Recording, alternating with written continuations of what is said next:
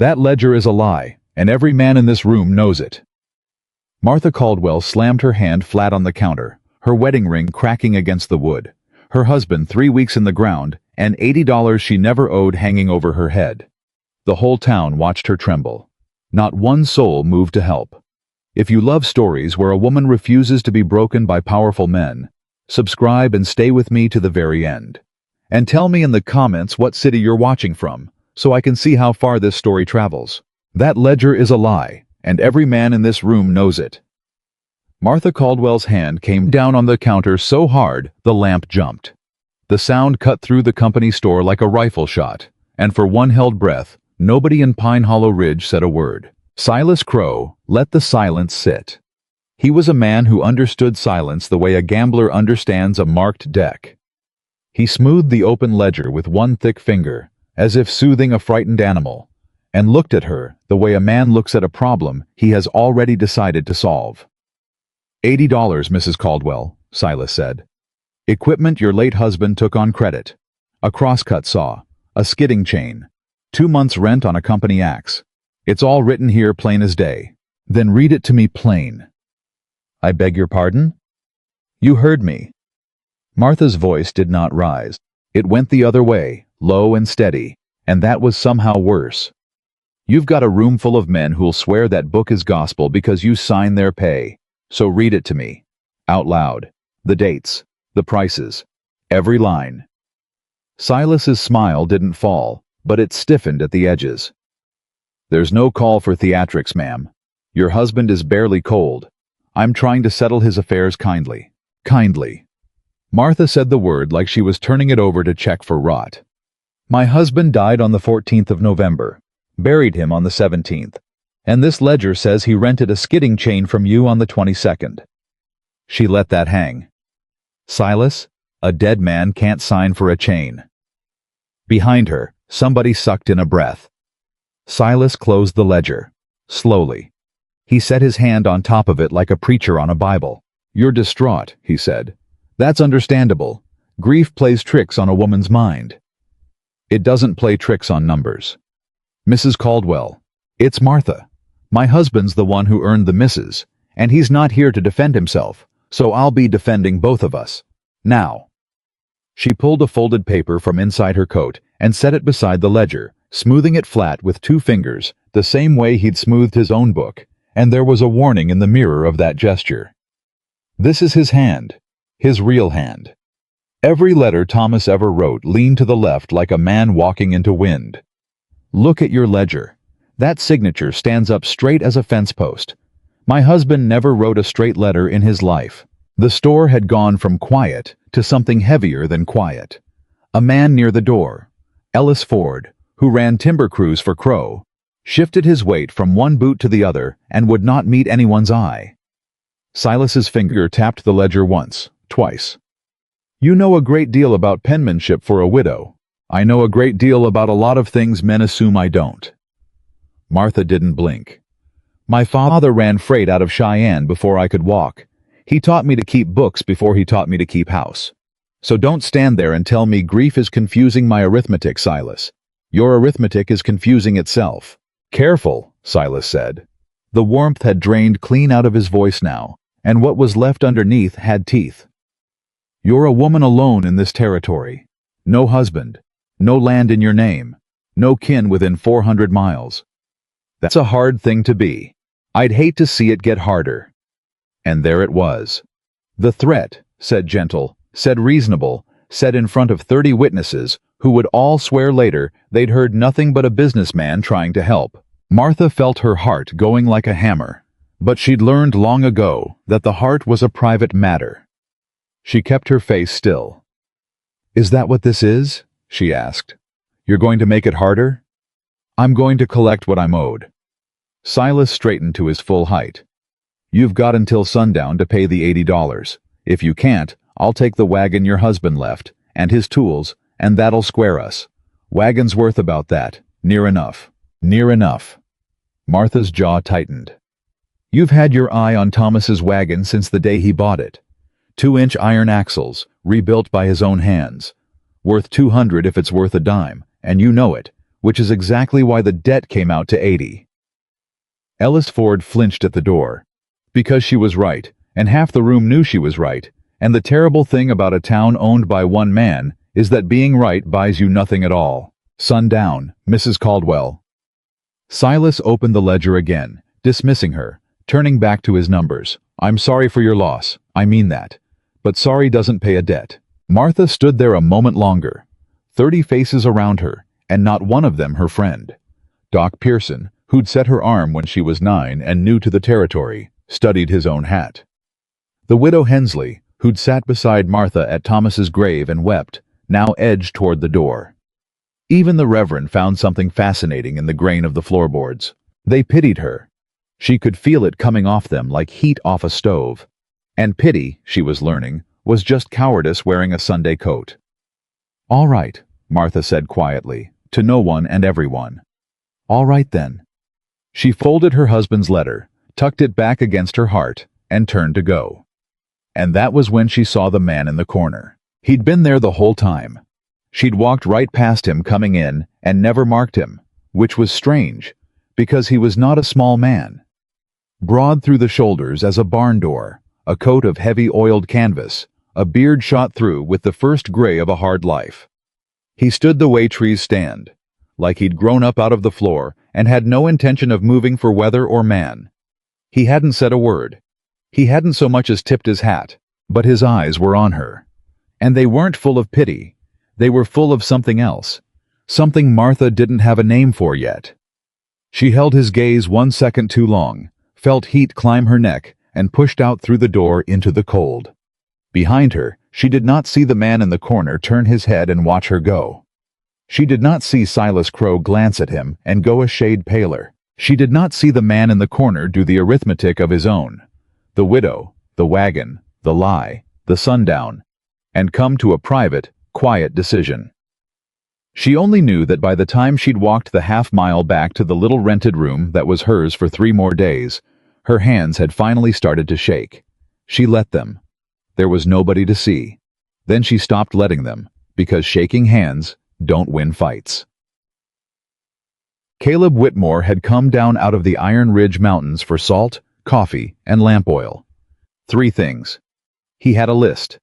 He did not have a list item marked, "Get involved in the affairs of a grieving stranger," and he was a man who kept to his lists the way other men kept to their prayers. He'd learned the hard way what happened when you let other people's troubles inside your fence. So he stood in the corner and told himself it was none of his business. He watched a slight woman in a black morning coat take on the most powerful man in 3 counties, alone, outnumbered, outlawyered, outwitnessed, and he told himself it was none of his business. He watched her catch Crow in a lie a child could see, and Crow smile through it anyway because he could, and he told himself none of his business. And then he watched 30 people she'd probably shared bread with turn their faces to the wall, and something in Caleb's chest that he'd thought long dead rolled over in its sleep. He didn't move to help her. That was the part he'd think about later, lying awake. He didn't step forward. He didn't tip his hat and say, "The lady's right, Crow, and you're a liar." He just stood there like the rest of them, a coward in a heavier coat. But he'd seen her hands shake right at the end, when she thought no one was looking, and he'd seen her stop them. That was what got him. Not the courage. Any fool could be brave when the blood was up. It was that she'd been afraid, properly, bone-deep afraid, and had decided to be brave anyway, and had done it alone in a room full of people who owed her better. Caleb waited until she was gone. Waited until the store had emptied out, men drifting back to work, women back to their kitchens, the whole town closing over the moment like water over a dropped stone. He set his salt and coffee and lamp oil on the counter. "That everything?" Silas asked, back to business, pencil already moving. "No," Caleb said. It was the first word he'd spoken since he walked in, and it landed strange in the empty store. Silas looked up. Whatever he saw on Caleb's face, it made his pencil stop. "Whitmore." Silas wet his lips. "Didn't figure you for a man who came down but twice a year." "I'm not." Caleb reached inside his coat. "The widow, Caldwell. What's she owe you?" Well, now that's private business between me and Mrs. $80. Caleb set 4 gold double eagles on the counter, one at a time, and each one rang against the wood in the silence. That covers it. Silas stared at the coins, then at Caleb, then back at the coins, and Caleb watched a whole quick argument happen behind the man's eyes. The wagon he'd wanted, the widow he'd meant to break, weighed against the plain fact of $80 in gold, and a man the size of Caleb Whitmore standing over it. Greed lost. It usually did, to gold, which was the whole grim joke of a man like Crow. Well, Silas said, and made himself smile. That's neighborly of you, real Christian. I'll mark the account paid in, you'll mark it paid in full, and you'll write me a receipt, and you'll sign it in your own hand. Caleb's voice never rose. It didn't need to. The straight up and down hand you used to forge a dead man's name. I want it on paper that this debt is settled, so you can't come knocking on that woman's door at sundown and pretend you never got the money. Silas's smile curdled. You calling me a forger, Whitmore? I'm calling you a man who's about to write a receipt. Caleb slid the coins an inch closer.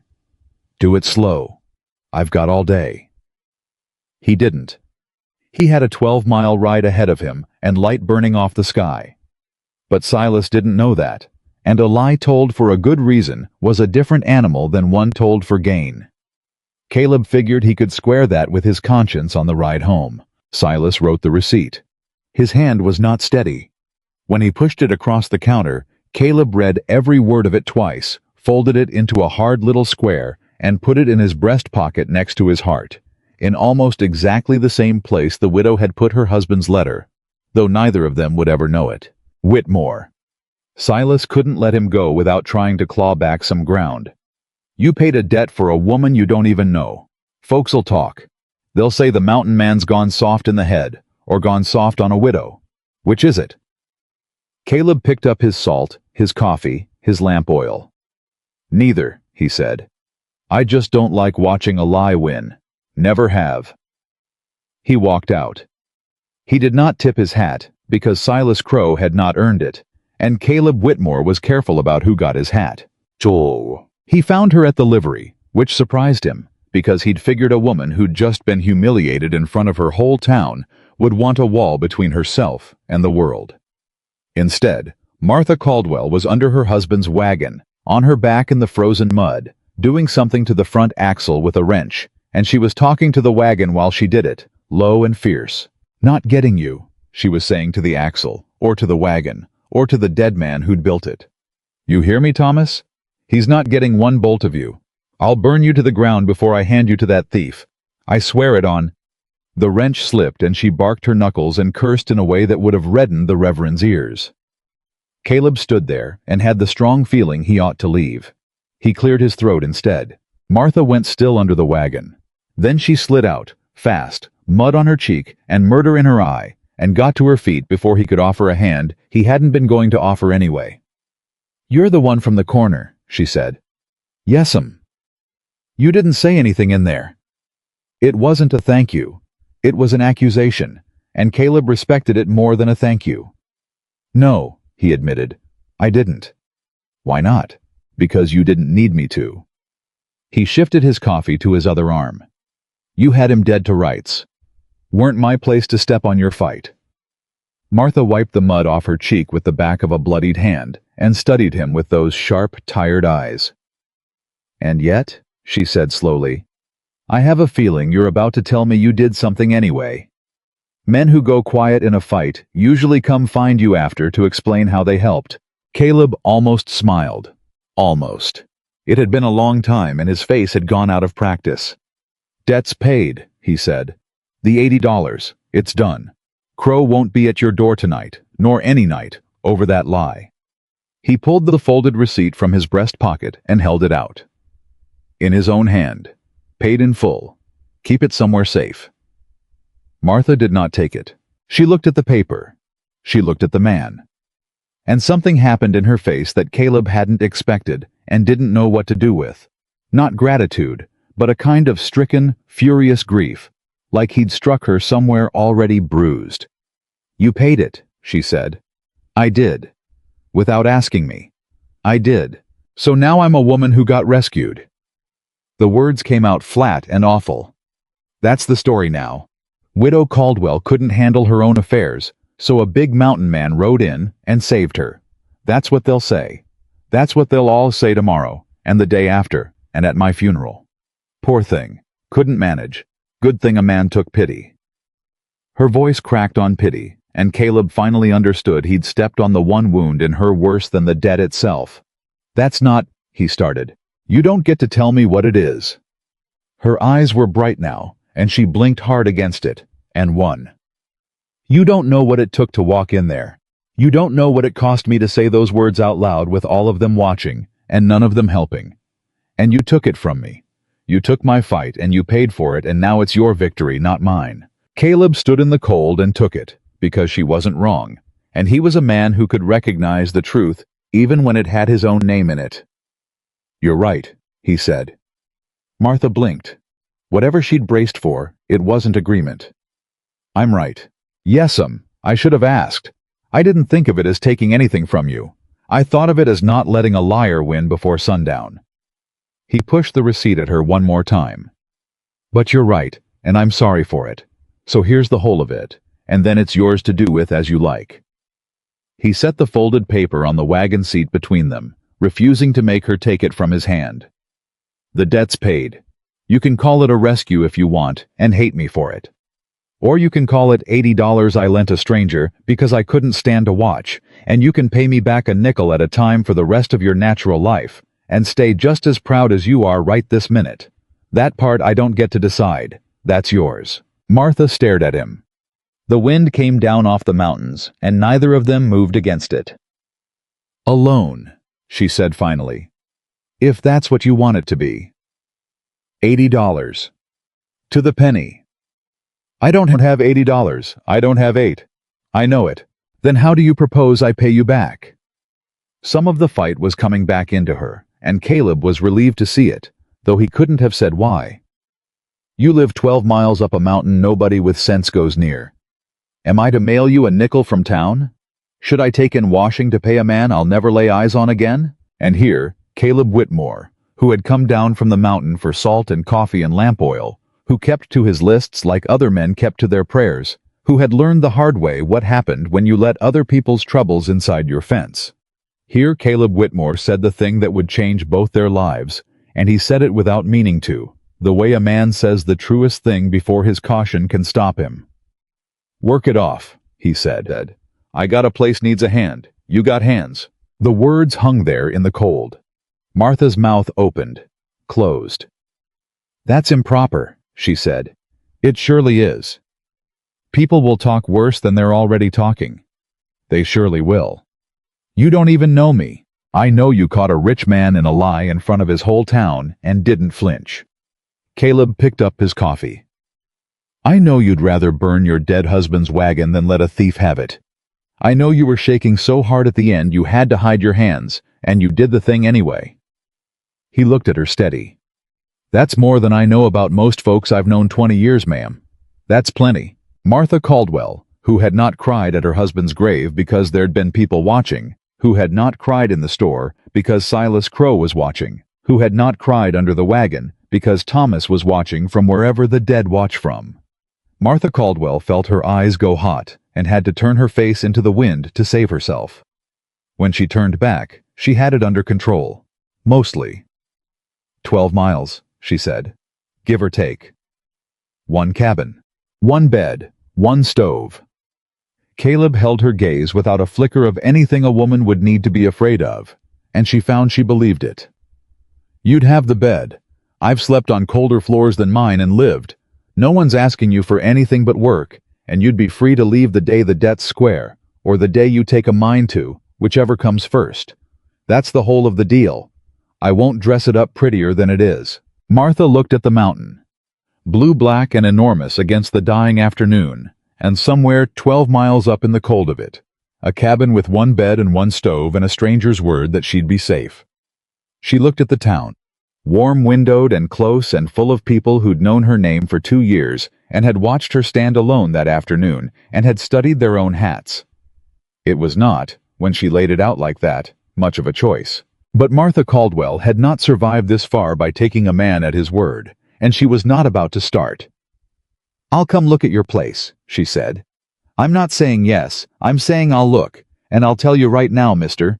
Caleb Whitmore.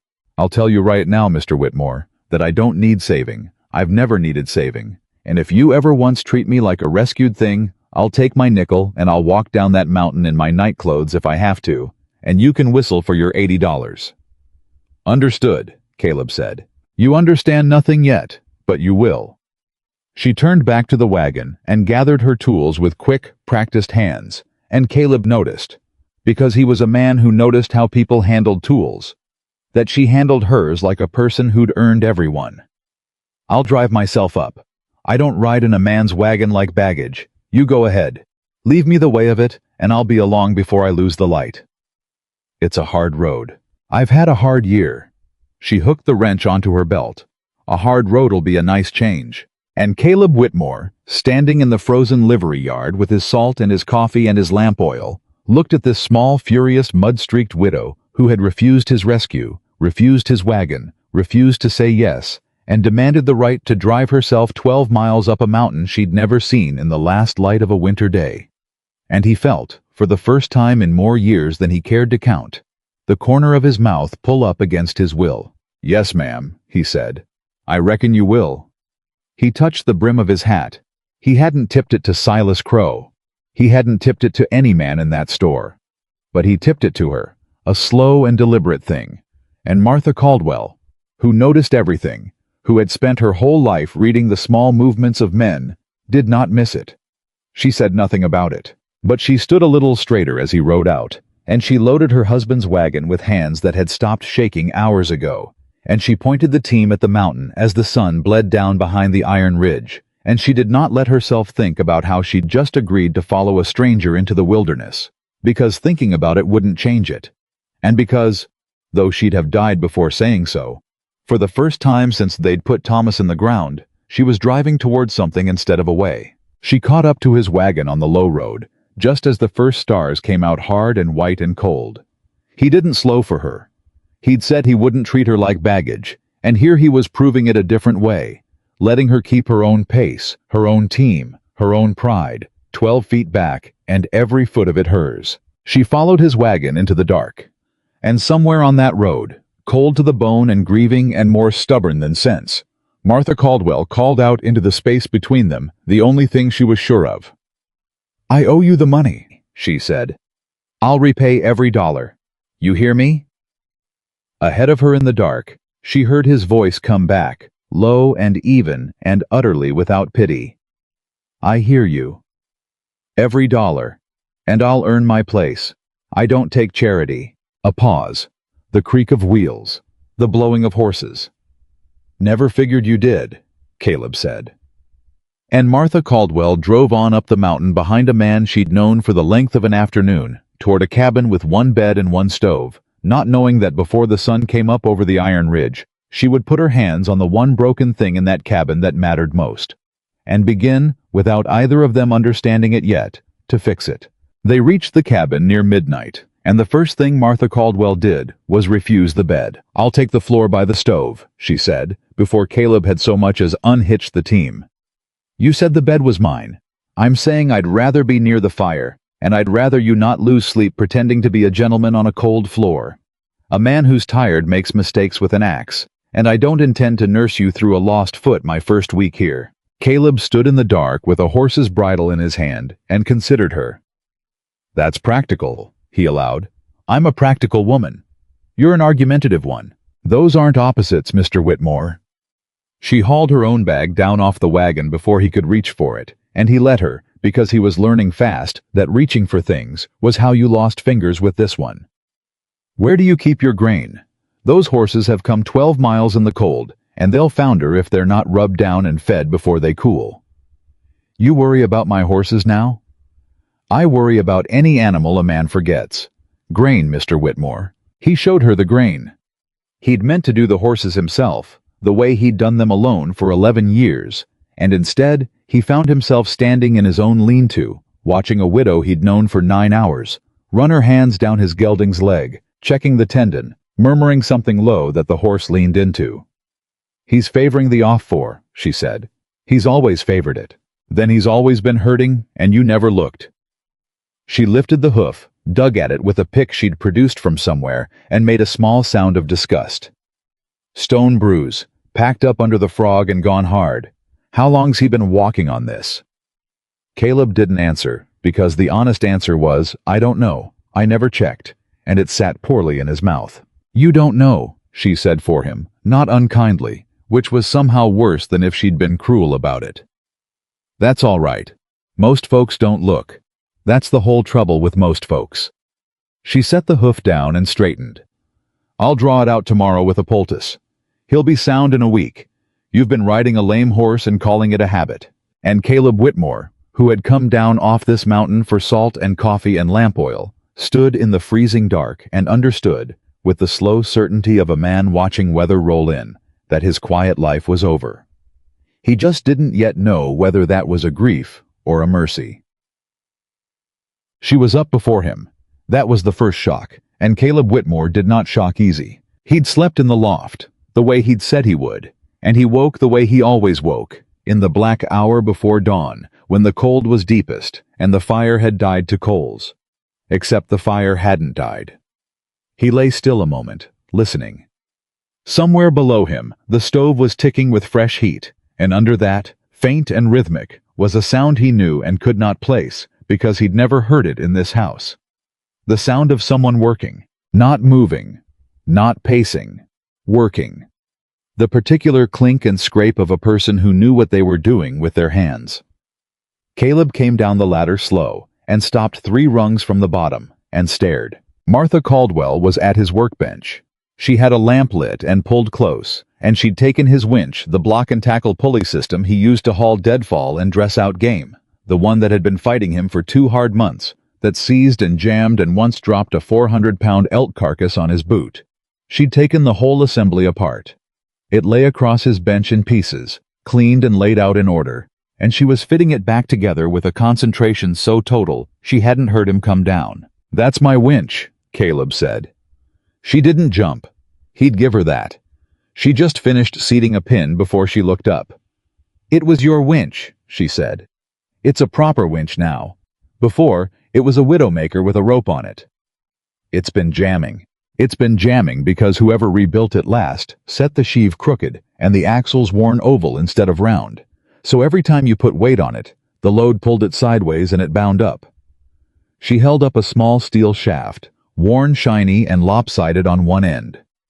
"This is your axle. See how it's egg-shaped? A round hole and an egg-shaped pin. It was never going to run true. It was going to jam every time, and one day it was going to jam at the wrong time and drop something heavy on something you couldn't spare." She set it down. "I turned you a new one out of a wagon bolt.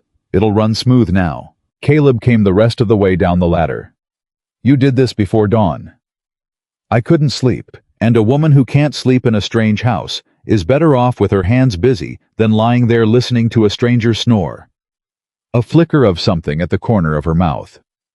"You snore, Mr. Whitmore, like a bear with a grievance." "I do not snore. You'd have no way of knowing, would you?" She fitted the last pin and gave the whole thing a spin, and the pulley turned sweet and silent. No catch, no bind, running as clean as the day it was forged. She watched it spin with a satisfaction Caleb recognized, because he felt it himself when he brought down a deer clean or split a log true. The deep private pleasure of a thing done right. "There. Hang a horse off that, and it won't so much as groan." Caleb reached out and stopped the sheave with one finger and spun it the other way. Perfect. 2 months he'd fought that winch, and cussed it, and near given up on it, and she'd fixed it in the dark in a house she'd slept in for one night. "Where," he said slowly, "did you learn to true an axle out of a wagon bolt?" And here Martha Caldwell went still. Not frightened still. The other kind. The kind of still that comes over a person when you've asked them, without meaning to open a door they keep shut. "My father," she said, and her voice had changed, gone somewhere quieter and further back. "I told you he ran freight out of Cheyenne." "You did. What I didn't tell you is that he ran it alone, after my mother died, with nobody to help him but a girl too young to be any use. She turned the lamp down a fraction, and Caleb understood she was doing something with her hands, so she wouldn't have to do something with her face. I was 8 when she passed. He had a choice. He could hire a man he couldn't afford, or he could teach the child he already had. So he taught me. I was greasing axles at 9, and keeping his books at 11, and by 15, I could rebuild a freight wagon start to finish and shoe the team that pulled it. A pause. He used to say, I had my mother's face and his hands, and the hands were the better inheritance, because a face gets old, but hands stay useful. Sounds like a good man. How is a hard man who happened to be good? There's a difference. The good ones who are soft, the world eats them. The good ones who are hard, the world can't get a grip. She set down the winch. He died when I was 19. Wagon rolled on a grade outside Laramie. And I found out the day after the funeral that a man can teach his daughter everything he knows, and it won't matter a lick. Because the freight contracts were in his name, and the bank wouldn't talk to a girl, and every teamster who'd taken orders from me for 4 years suddenly couldn't hear a word I said. Her jaw worked. They took it all. The wagons I'd built with my own hands. The team I'd raised from foals. Because I was 19 and a woman, and my name wasn't on a paper. The stove ticked. Outside, the first gray was coming up behind the mountain. So, Martha said, and shook herself, and the door she'd opened swung shut again. That's where I learned to true an axle. And that's why I don't take charity, and why I don't ride in a man's wagon like baggage, and why when a man like Silas Crow stands there and tells me grief is confusing my arithmetic, I don't fall down and thank him for his concern. I learned young exactly what a man's kindness is worth when the paper doesn't have your name on it. She met his eyes. No offense meant to present company. None taken, Caleb said, seeing as you're right. She looked at him a beat longer, like she was checking his words for a hook, the way she'd checked his gelding's hoof for a stone. Then she wiped her hands on a rag and turned brisk again. Now, I've fixed your winch, and while I was at it, I found 4 other things in this room a blind mule could see are broken. So let me tell you what I found, and then you can tell me whether you want them fixed, or whether you're the kind of man who'd rather keep his troubles because they're familiar. And that was how the first day went, and the second, and the third. He'd expected her to be a burden. That was the plain truth of it, and Caleb was too honest a man not to admit it to himself. He'd offered the work on impulse, the way you'd throw a rope to a drowning stranger, and somewhere on the ride up the mountain, the impulse had cooled into dread. He'd pictured a soft town woman weeping at the cold, helpless with an axe, frightened of the dark and the wolves and the 12 miles of nothing between his door and the next human soul. He'd pictured himself hauling her water and cutting her wood and lying awake nights wondering what in God's name he'd done, taking on a widow he owed nothing. Instead, by the end of the first week, Martha Caldwell had fixed his winch, doctored his lame horse sound, rehung a cabin door that had dragged so long he'd stopped noticing it. Dragged, found a rot in his roof beam. He hadn't known was there, and would have killed him when it let go in a heavy snow, and reorganized his root cellar so thoroughly that he stood in the doorway of it and could not find his own coffee. I moved it, she said, appearing behind him. The coffee. Because you had it next to the lamp oil, Mr. Whitmore, and one hard freeze that cracks a jug, and you'd be drinking kerosene and wondering why your gut hurt. Coffee's up high now, away from anything that'll poison it. Everything that spoils is down low where it's coldest. Everything you use daily is at the front. It's not chaos anymore. It's a system. It was a system. It was a system in your head. Now it's a system anyone can use, which means when you break your leg 12 miles from a doctor, and you will, the way you handle that axe, whoever finds you can at least feed you without a treasure map. She said it lightly, but her eyes had gone serious. You've been living like a man who doesn't expect to be missed, Mr. Whitmore. Like a man arranging his whole life around the fact that nobody's coming. I've been that person. I know the smell of it. Caleb said nothing to that, because there was nothing to say that wouldn't be a lie, and he didn't lie to her. He'd noticed he didn't lie to her. It was a strange thing to notice about yourself.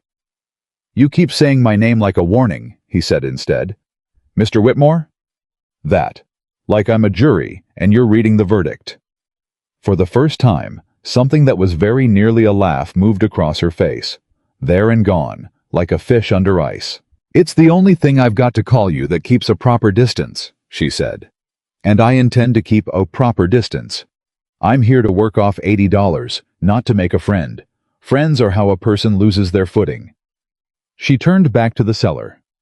"Now hand me down that crock, the big one. We're going to sort your dried meat before it turns, since apparently nobody's turned it since the Grant administration." It was in the second week that Martha found the notebook. She hadn't been looking for it. She'd been looking for a whetstone.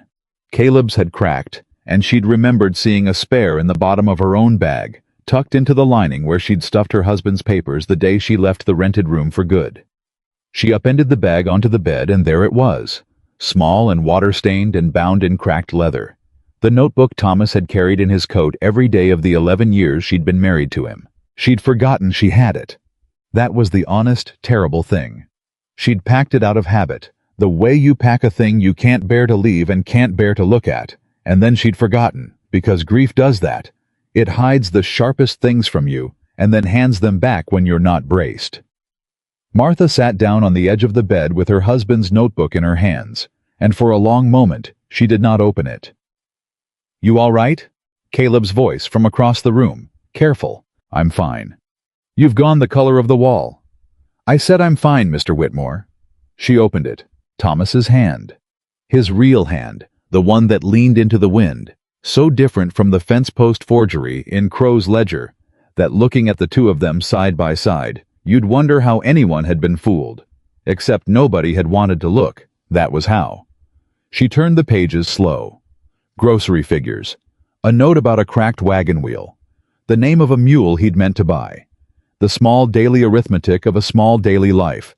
And Martha felt her throat close over it, because here was Thomas alive on the page, worried about mule prices, and there he was 3 weeks in the ground, and both things were true at once, and neither made sense. Then she turned a page near the back, and stopped.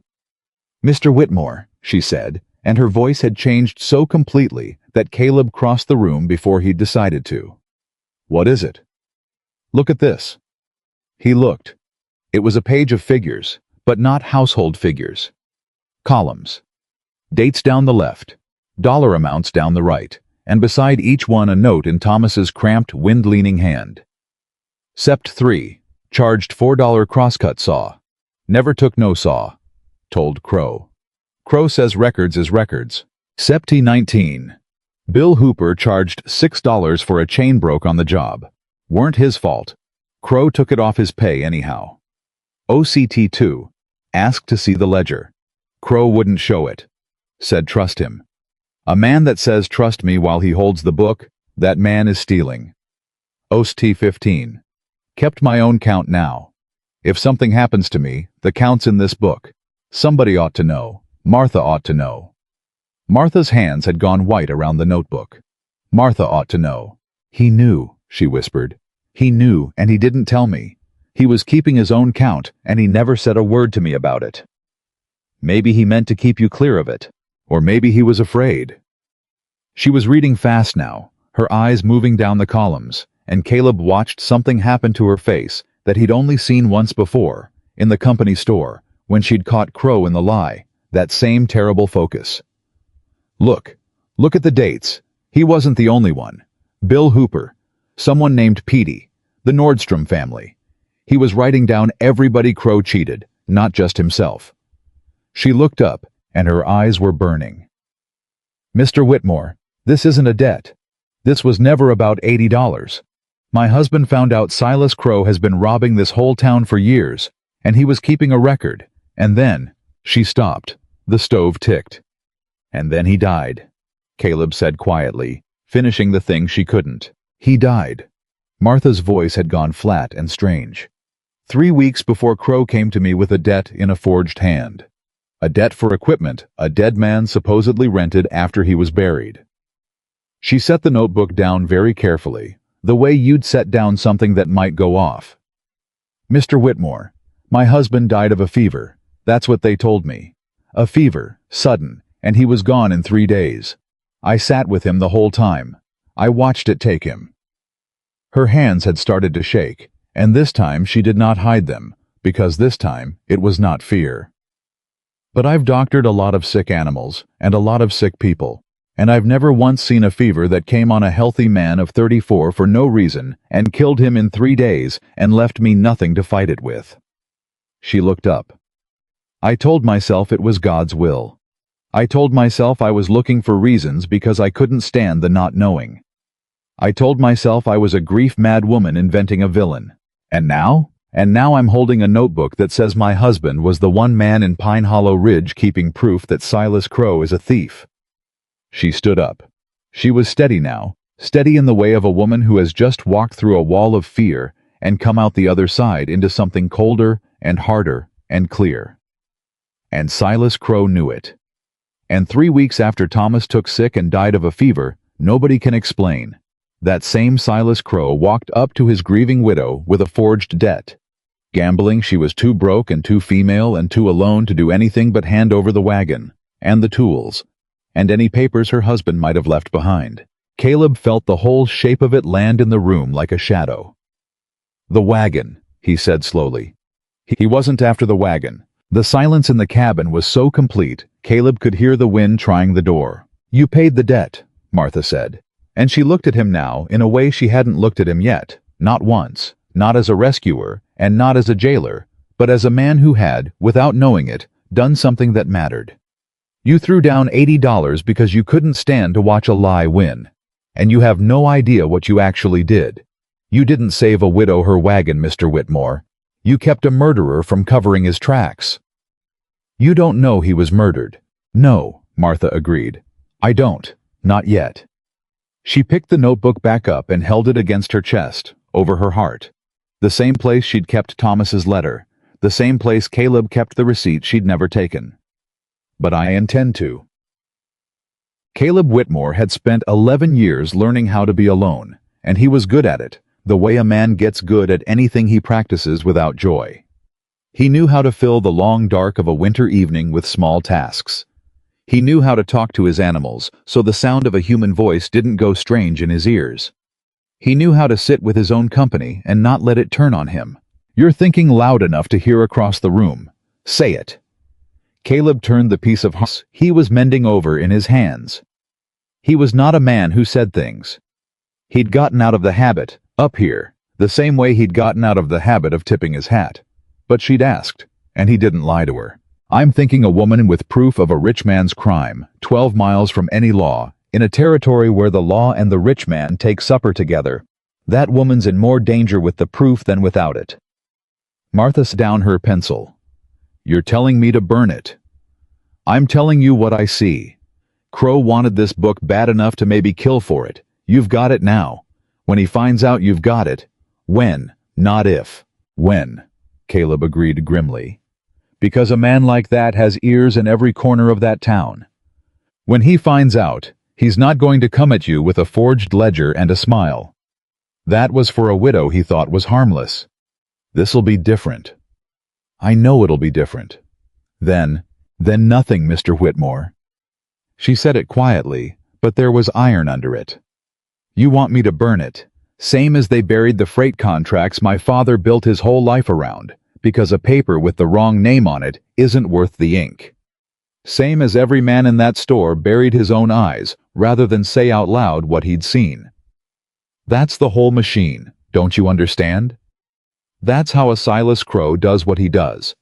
Not because he's strong, but because every single person around him decides the safe thing is to look away and keep quiet and let the lie win.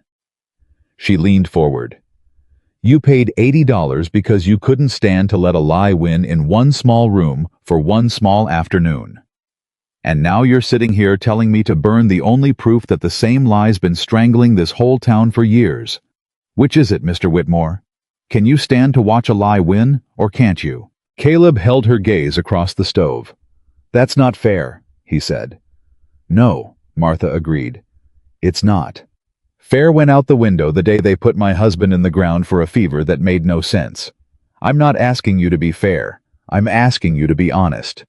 And an honest man doesn't tell a widow to burn her husband's dying words because it'd be safer for her to let his killer win. The harness sat forgotten in Caleb's hands. For a long moment he didn't answer. The fire popped. The wind worked at the door. And Martha waited, because she'd learned in 1 week that Caleb Whitmore's silences weren't empty. They were a man doing his arithmetic, and she'd rather have his slow, true answer than a fast, false one. "When I said I lived alone," Caleb said finally, "up here, all these years, you never asked me why." Martha went still. This was a door too, and she knew it. "I figured you'd say when you wanted to, or never. Either was your right."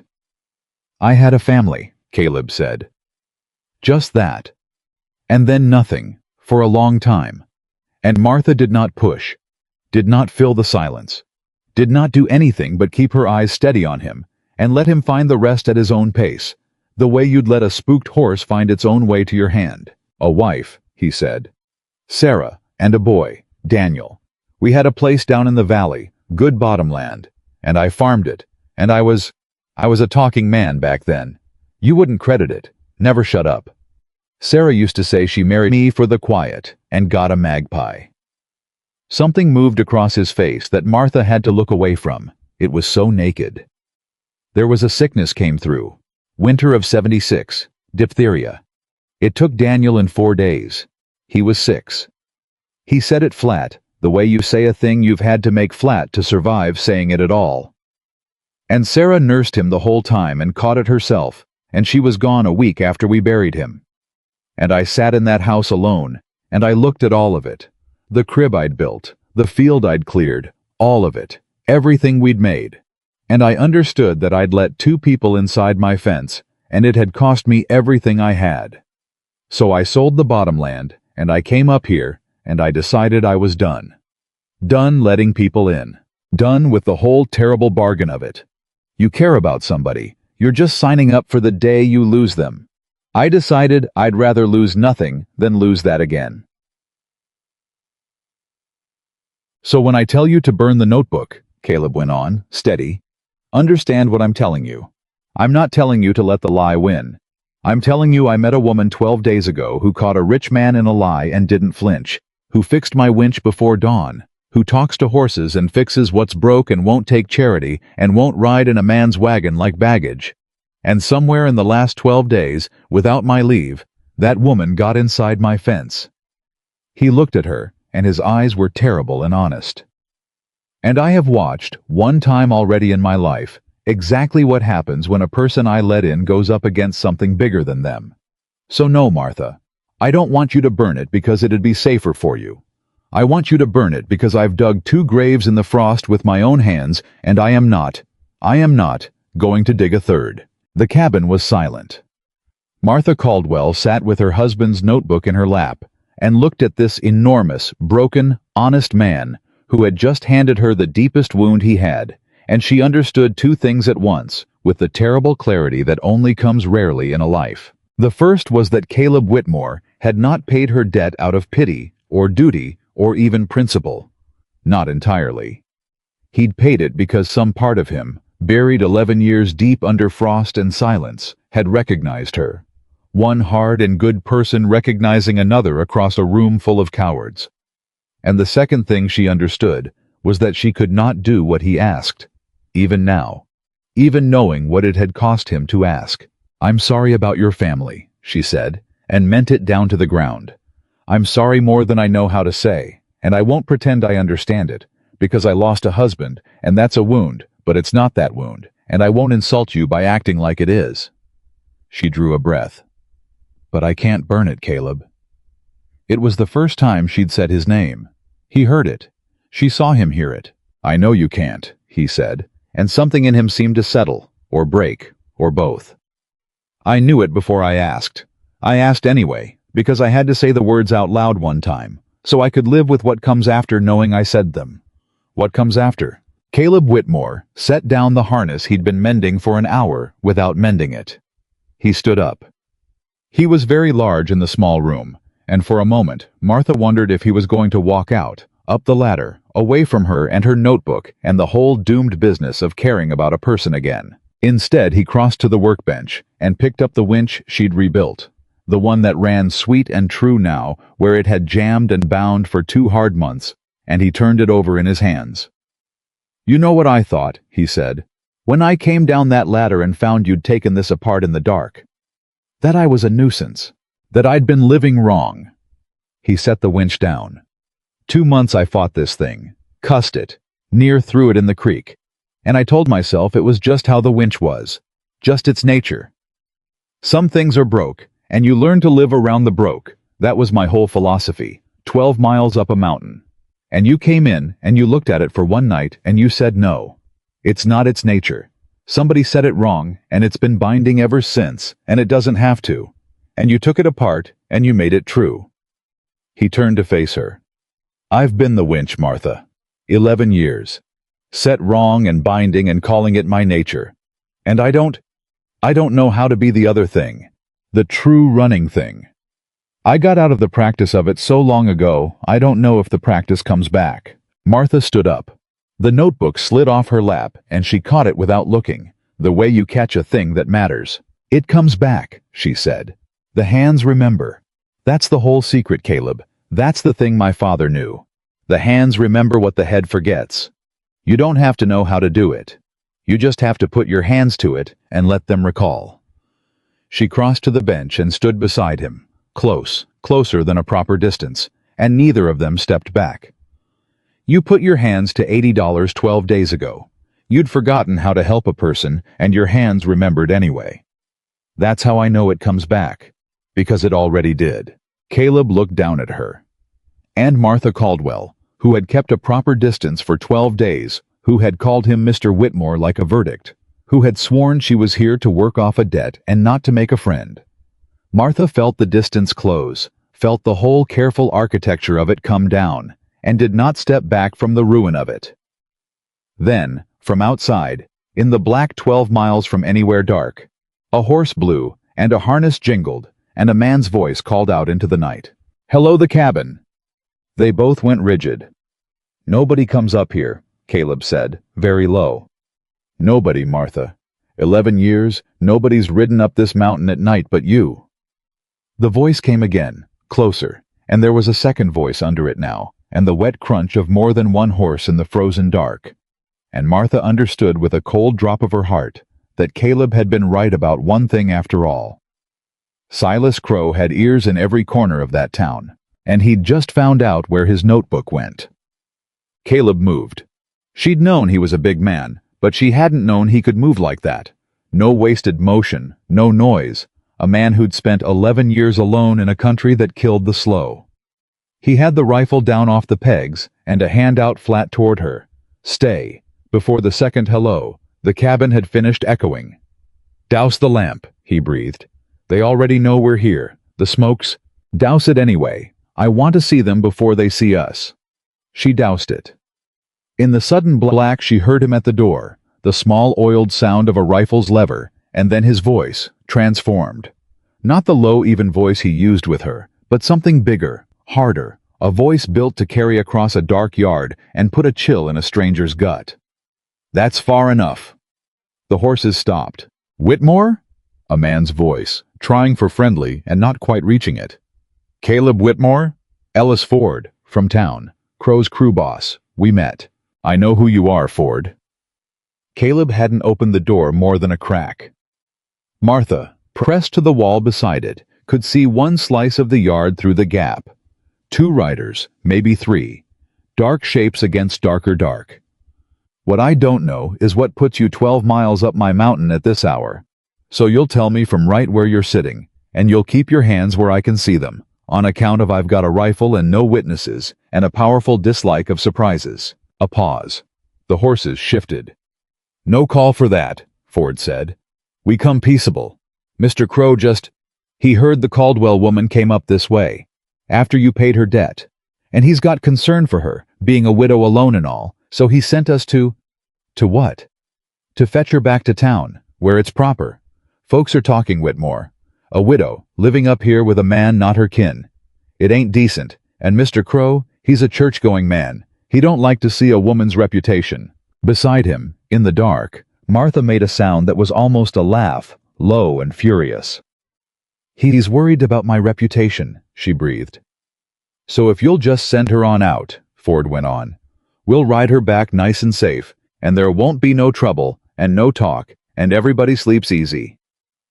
Caleb didn't answer right away, and in the silence, Martha made her decision. Because she'd be damned if she'd stand behind a door in the dark and let two men talk over her head about fetching her and sending her out like a stray heifer, as if she were a thing to be handed back and forth between men, which was the whole story of her life, wasn't it? The freight contracts and the bank and the teamsters who couldn't hear her, men deciding where she went and what she was worth. She stepped out from behind the door. "Martha," Caleb hissed. She pushed past his arm and put herself in the door's crack, into the slice of starlight, where Ellis Ford could see her plain. "Evening, Ellis," she said, pleasant as a church social. "You came all this way, in the cold, to fetch me, on account of my reputation." "Mrs. Caldwell," Ford sounded thrown. "You oughtn't—" "It's cold, ma'am, and this is men's business." "Is it? Then let me make it a woman's business, since I'm the woman you rode 12 miles to collect." Her voice was easy, but it carried, and Caleb, watching her, felt something move in his chest that he had no name for. "You tell Silas Crow I got his message, and you tell him I know exactly what he's worried about, and it isn't my reputation, and it isn't my safety, and it isn't the state of my immortal soul." She let it land. "You tell him I found Thomas's book, Ellis." The silence that came down over the yard was total. And in it, Martha heard it, clear as a bell, and she would remember it the rest of her life as the moment she knew for certain. One of the horses shifted, and a man's voice, not Ford's, a younger and stupider voice, said low and fast, "She's got the book? Ellis, he said there weren't no book. He said we was just supposed to get the woman before she—" "Shut your mouth, Petey," Ford snarled. Petey, one of the names in Thomas's notebook. One of the men Crow had cheated, riding 12 miles in the cold to do Crow's dirty work, too dumb or too scared to know he was helping the man who'd robbed him. "Before she what, Petey?" Martha called out, sweet as pie, and she felt Caleb's hand close hard around her arm. Stop. But she was past stopping now. She was all the way through the wall of fear and out into the cold, clear country beyond it. "Before she talks? Before she shows somebody the numbers? What did Silas tell you boys you were riding up here to stop?" "Ma'am, that's enough." Ford's voice had gone tight with something that wasn't quite anger. It was closer to fear, and Martha heard the fear in it, and understood in a bright, cold flash that Ellis Ford was not a hard man doing a hard man's work. He was a scared man, in over his depth, and scared men are dangerous in a way hard men aren't, because a hard man knows what he'll do, and a scared man doesn't. Caleb had understood it too. His hand tightened on her arm, and he stepped forward, putting his own body half in front of hers in the doorway, and when he spoke, his voice had dropped back down to that low, even register, but with something new under it. Something Martha hadn't heard from him before. The flat, patient, absolutely certain voice of a man telling you the last true thing you'll hear if you don't listen. "Ford," Caleb said, "you're a working man. You got a wife down in that town, I recollect. 2 little ones. You didn't ride up here to hurt anybody. You rode up here because Crow pays your wage, and he told you to, and you told yourself it was just fetching a widow home, no harm in it." A pause. "But it's not just fetching a widow home anymore, is it? Petey just told the whole mountain there's a book. And now you know there's a book. And now you got to decide, right here, in the cold, what kind of man you are. Because there's 2 roads down off this mountain, Ellis, and only one of them lets you look your little ones in the face come morning." The yard was dead silent. Martha could hear her own heart. She could hear the horses breathing. She could hear, very faintly, the wind coming down off the high peaks, and under all of it, the enormous held breath of a moment balanced on a knife. "There's 3 of us and 1 of you, Whitmore," Ford said, but his voice had gone thin. "1 of me and a rifle," Caleb corrected gently. "And the dark's mine, Ellis, not yours. I've hunted this mountain 11 years in worse black than this. You so much as reach wrong, and I'll put 1 through you before your hand finds leather, and then it's 2 of your green boys against a man who kills for his supper, on a mountain that's already trying to freeze you to death. That's the arithmetic. I'd think on it." Another beat.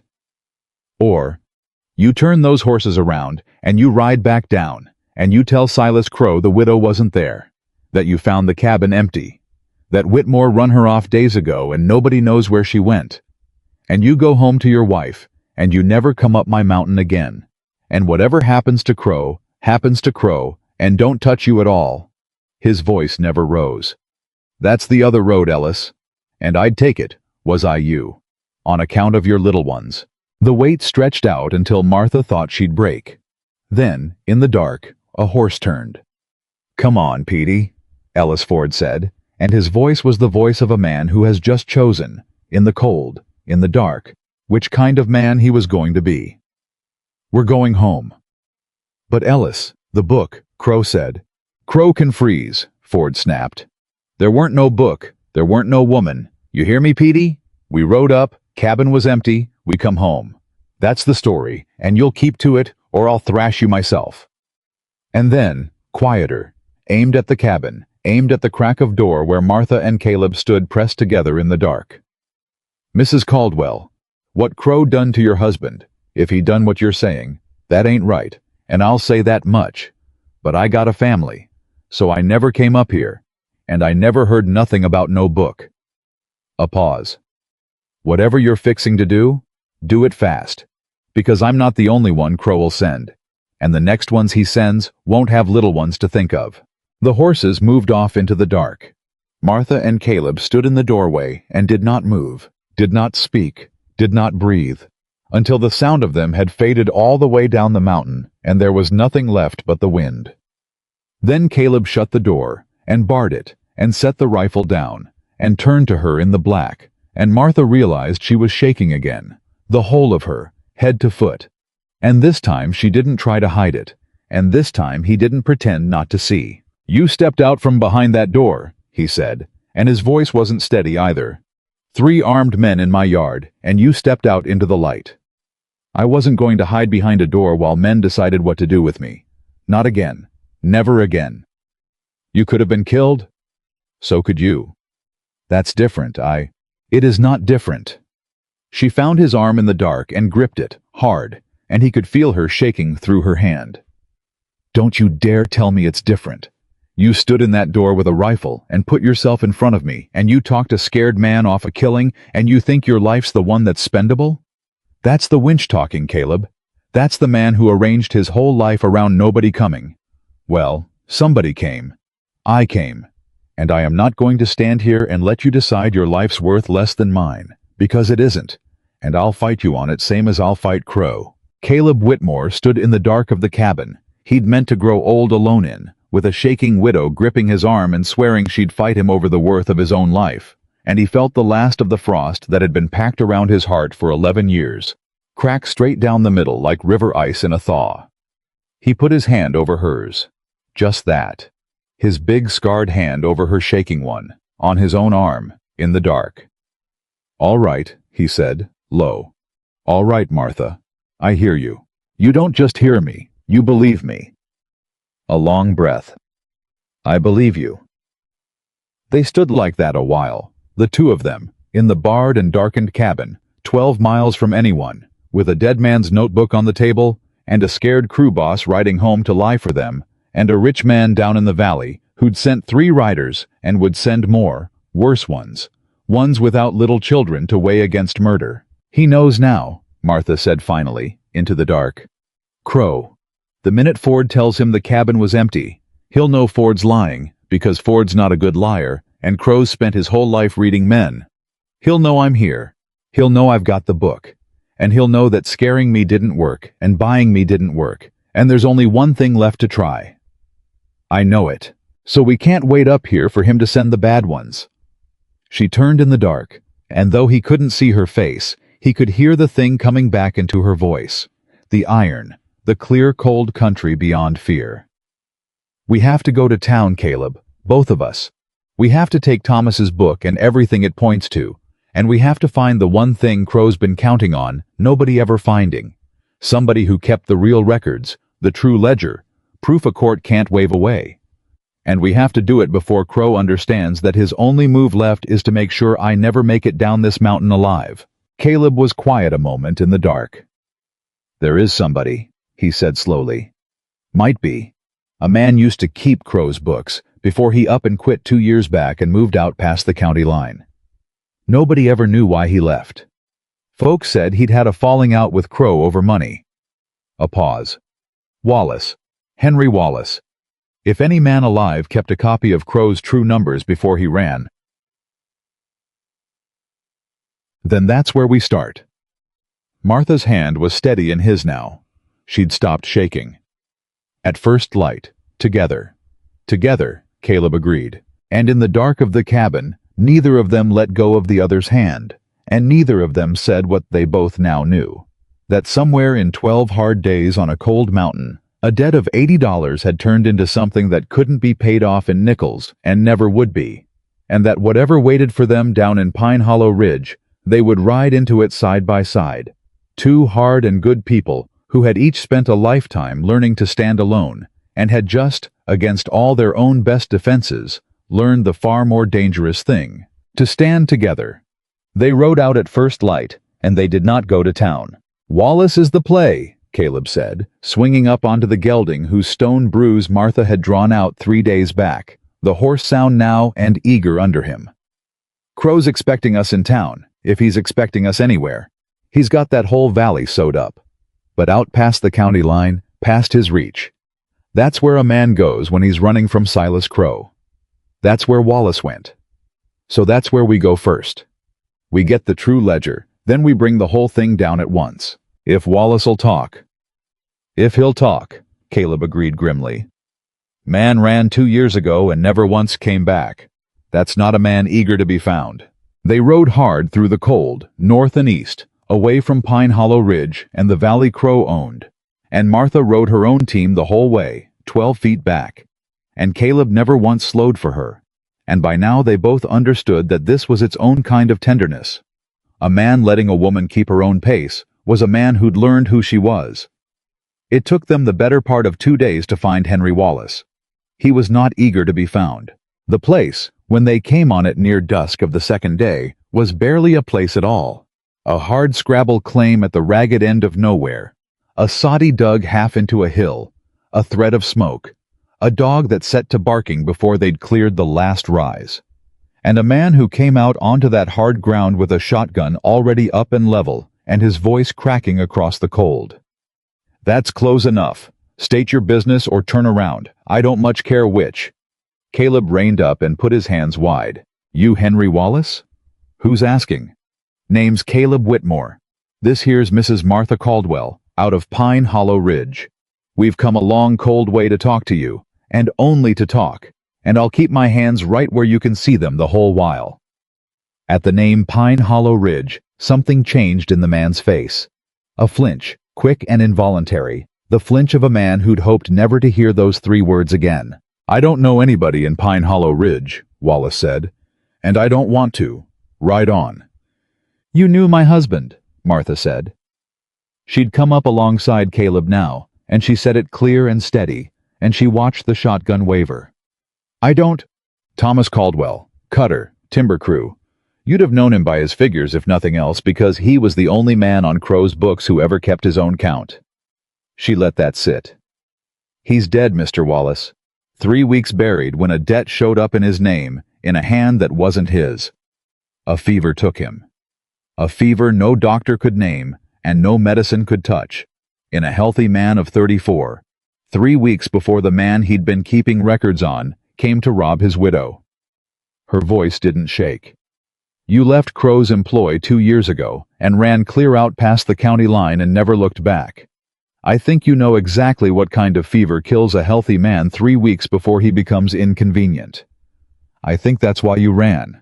And I think you've been waiting 2 years for someone to ride up that hill and ask you the question you've been too afraid to answer." The shotgun lowered. Not all the way, but it lowered.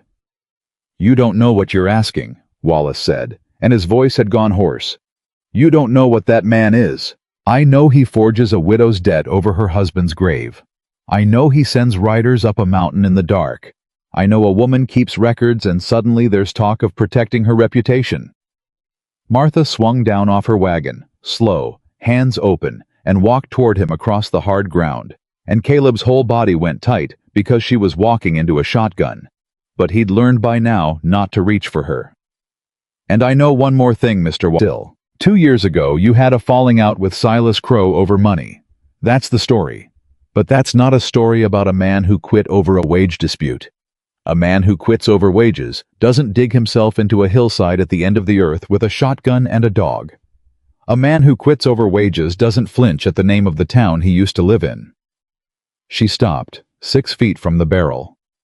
"You didn't have a falling out, Mr. Wallace. You saw what he was. You were the man who kept the books, so you saw all of it. Every forged debt, every worker cheated, every family kept poor on purpose. And one day you saw something you couldn't unsee, and you understood that a man who'd do that would kill to keep it quiet. So you copied what you could, and you ran. And you've been sitting out here 2 years with the proof of it and no courage to use it, waiting for the day Crow found you, or the day somebody came who'd share the weight." The dog had stopped barking. The wind moved across the hard, cold ground. Henry Wallace lowered the shotgun the rest of the way. "He killed your husband," he said. It wasn't a question. It was a man finally saying out loud the thing he'd carried alone for 2 years. "I always wondered who'd be next, whoever got too close to the numbers. I told myself when I ran that at least I got out before—" He stopped. His hand came up and pressed hard against his own mouth, and when it came away, something in his face had broken open. "Caldwell. Yes, I remember the name. Kept his own count. I remember thinking, that man's going to get himself killed. And I ran anyway. I knew. And I ran. And I let it happen." He looked at Martha with wet, ruined eyes. "I could have warned him. I could have sent word. And I told myself it wasn't my business. And I saved my own skin, and your husband's in the ground. Then help me put Crow there instead," Martha said quietly. "You couldn't save Thomas. Neither could I. But you can still make his death mean something. You can still be the man who ends it." She held out her hand. "Show me what you kept, Mr. Wallace. Help me make sure Thomas isn't the last one." For a long moment, Henry Wallace looked at her outstretched hand like it was a thing that might burn him. Then he set the shotgun against the soddy wall, and he covered his face with both hands, and this grown man, this bookkeeper who'd run to the end of the earth, wept where he stood. For Thomas Caldwell he'd never warned, and for 2 years of hiding, and for the terrible relief of finally, not being alone with what he knew. "Come inside," he said, when he could speak. "It's buried under the floor. I'll dig it up. God help us all, I'll dig it up." What Henry Wallace dug up from under his floor, wrapped in oilcloth against the damp, was a thing more dangerous to Silas Crow than any rifle in the territory. It was Crow's true ledger, not the book Crow showed, the book Crow kept. 2 years of Wallace's own copying, painstaking and exact, the real numbers set beside the false ones, so that any man who could read could see in a single glance the whole machinery of the theft laid bare, what each worker was actually owed, and what Crow had written down, and the difference between the two flowing steady into Crow's own accounts, month after month, year after year. Martha spread it across Wallace's rough table and read it by lamplight. And Caleb watched her read it, and watched her face go from grief to fury to something colder and harder than either. The face of a bookkeeper's daughter looking at the pure mathematics of a crime. "It's all here," she breathed. "Everything. Every name in Thomas's notebook and 50 more. The Nordstroms. Bill Hooper. Petey. Petey's in here, Caleb, the boy who rode up your mountain to help the man who's been robbing his own family blind." She turned a page, and another, and her finger stopped. "And here's Thomas." Caleb leaned in. "October," Martha read, her voice gone very quiet. 3 weeks before he died, Thomas Caldwell went to Crow and asked to see the ledger. It's noted here, in Wallace's hand from before he ran. No, wait. She stopped. She looked up at Wallace. "This is dated after you left. How?" "I kept a man inside," Wallace said hoarsely. "A friend, clerk. He sent me word when he could on the quiet. He's the one told me Caldwell asked to see the books. And he's the one told me, 3 weeks later, that Caldwell was dead of a fever." Wallace's hands were shaking. "I've got his letters. All of them. That's Mrs. Caldwell. That's the thing I could never bring myself to look at square. Because if I'm right about what those letters mean, then I knew your husband was in danger a full week before he took sick, and I did nothing, because I was too scared to so much as send a warning down the road. The Saudi was silent but for the fire. A week, Martha said. There's a letter. Wallace couldn't meet her eyes. From my friend. Dated the week before your husband fell ill. It says Crow was asking questions about Caldwell, where he lived, whether he had family, whether anybody would come asking if he... Wallace's voice failed. I have it in a tin. I never answered it. I never warned anybody. I just packed it deeper and told myself it wasn't proof of anything. Martha stood very still, and Caleb, watching her, understood that this was the worst moment. Worse than the store, worse than the riders in the dark. Because a woman can carry a suspicion. A woman can hold the shape of a murder in her mind and function. Because a shape can still be wrong, and as long as it might be wrong, there's a floor under her. But Henry Wallace had just handed her the thing that took the floor away. Proof. A letter, in a tin, a week before Thomas fell sick, that said a man was asking who would come looking if Thomas Caldwell disappeared. Get the tin, Martha said. Mrs. Caldwell. Get the tin, Mr. Wallace. Her voice did not break. It was the not breaking that Caleb couldn't stand to hear. I have sat with a suspicion for 3 weeks. I have told myself I was a grief-mad woman inventing a villain. I have lain awake calling myself cruel and foolish for thinking it. So you will get the tin, and you will let me read the letter, and you will let me stop wondering whether my husband was murdered, because the wondering is worse than the knowing. Anything is better than the wondering. Get the tin. Wallace got the tin. Martha read the letter. And Caleb watched a thing happen that he would carry the rest of his life. He watched Martha Caldwell read the proof that her husband had been marked for death a week before the fever took him. Watched the last small hope die, that it had all been chance and God's will and nobody's fault. Watched her face as the floor went out from under her. She didn't fall. He half rose to catch her, and she didn't fall. She set the letter down. She smoothed it flat with 2 fingers, the way she'd smoothed her husband's real signature on Crow's counter a lifetime ago. And when she looked up, her eyes were dry. And that dryness was the most frightening thing Caleb had ever seen in a human face. I was poisoned, she said. That's the fever no doctor could name. That's why nothing I did touched it. I sat by his bed for 3 days, trying every remedy I knew, and none of them worked because it wasn't a sickness, it was a murder, and I watched it, and I couldn't see it, and I have spent 3 weeks thinking maybe I imagined the whole thing. Her hands flattened on the table. I didn't imagine it. He killed Thomas. He looked at my husband keeping an honest count, and he decided to end him, and then 3 weeks later he walked up to me over the grave and tried to rob me too, smiling, calling it kindness. She stood. And every single day since, that man has slept easy in a warm bed in that town, and gone to church on Sundays, and had folk tip their hats to him in the street. Martha. Caleb came around the table. Martha, listen to me. No. She turned on him, and there was something wild loose in her now, something that had been chained for 3 weeks and had just come free. No, Caleb, you listen. You told me to burn the notebook. You said you'd rather I let the lie win than dig a 3rd grave. Well, it's not a lie anymore. It's a murder, and I am not going to let it win. I am going to walk into that town, and I am going to lay this on the table in front of every soul that ever tipped a hat to Silas Crow. And I am going to watch his face when he understands that the widow he thought was harmless is the one who's going to hang him, and that's exactly what he wants. It came out harder than Caleb had meant it, hard enough to stop her, and he took her by both shoulders, gently, and made her look at him. Listen to me, please, just once. His voice dropped. I know that fire. I've felt it. When Daniel and Sarah, there was a stretch after, I wanted to burn the whole world down. I wanted somebody to blame and somebody to make pay, and there wasn't anybody. It was just a sickness, and I near went mad with having nowhere to put it. You've got somewhere to put it. You've got Crow. And that makes it worse, Martha, not better, because now you want to charge straight at him.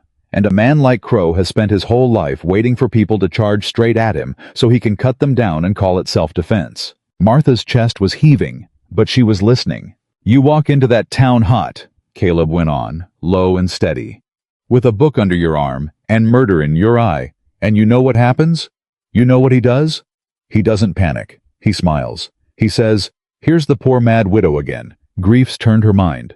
Look at her, making wild accusations.' And everybody who's spent their whole life looking away from Silas Crowe gets one more chance to look away. Because it's easier to believe a woman's gone hysterical than to believe the man who signs their pay is a murderer." His grip tightened. That's his whole power. Not money, not muscle. The fact that folks would rather not know. You go in hot and you hand him exactly the story he needs. But you go in cold. "Cold," Martha repeated. "Cold. Careful. The way you were in that store the first day, when you didn't scream, when you didn't threaten, when you just asked him to read the ledger out loud and let his own numbers hang him. You had him then, Martha. Not because you were angry, because you were right and you were calm, and there wasn't a thing he could do about being wrong. That's how you take a man like Crowe. Not with fire. With arithmetic he can't wriggle out of, laid out so plain that even the cowards can't look away." He let her go, slowly. "You want to make Thomas's death mean something? Then don't give Crowe the mad widow he's counting on. Give him the bookkeeper's daughter. Give him the woman who reads a forged signature in one glance. Give him the one thing he's spent his whole life making sure nobody in that town would ever be, unafraid and exactly right, out loud, in front of everyone." The fire popped. Wallace stood in the corner of his own soddy forgotten, watching these two people, and even he could feel the thing shift in the room. Martha closed her eyes. When she opened them, the wild thing was still there. Caleb could see it, banked, not gone, would never be gone. But it had a bridle on it now. She'd taken hold of it the way she took hold of a spooked horse, not by fighting it, but by outstilling it. "Cold," she said again, and this time it wasn't a question. It was a decision. "All right, cold." She looked down at the ledger, the notebook, the letter in its tin. The whole terrible arithmetic of Silas Crowe's crimes spread across a poor man's table. "Then we do it right. We do it so there's no wriggle in it. Mr. Wallace." She turned. "Your friend inside, the clerk. Is he still there? Still on Crowe's books?" "Far as I know." "Would he testify? To what he saw, to the letters he sent, to Thomas being marked before he fell ill?" Wallace hesitated. "He's got a family too, same as Ford, same as all of them. That's how Crowe holds everybody, I know." Martha's jaw set. "But there's a difference now.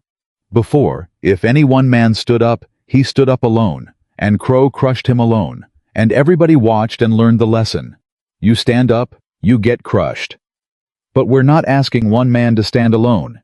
We've got your ledger, we've got Thomas's notebook, we've got a letter that marks a murder. And if your clerk stands up, he's not standing alone anymore. He's standing behind a mountain of proof, with a witness beside him, and every other cheated soul in that town suddenly realizing they're not alone either." She looked between the two men. "That's the thing Crowe never counted on. He built his whole kingdom on everybody being alone and afraid. The minute two people stand together, the spell breaks.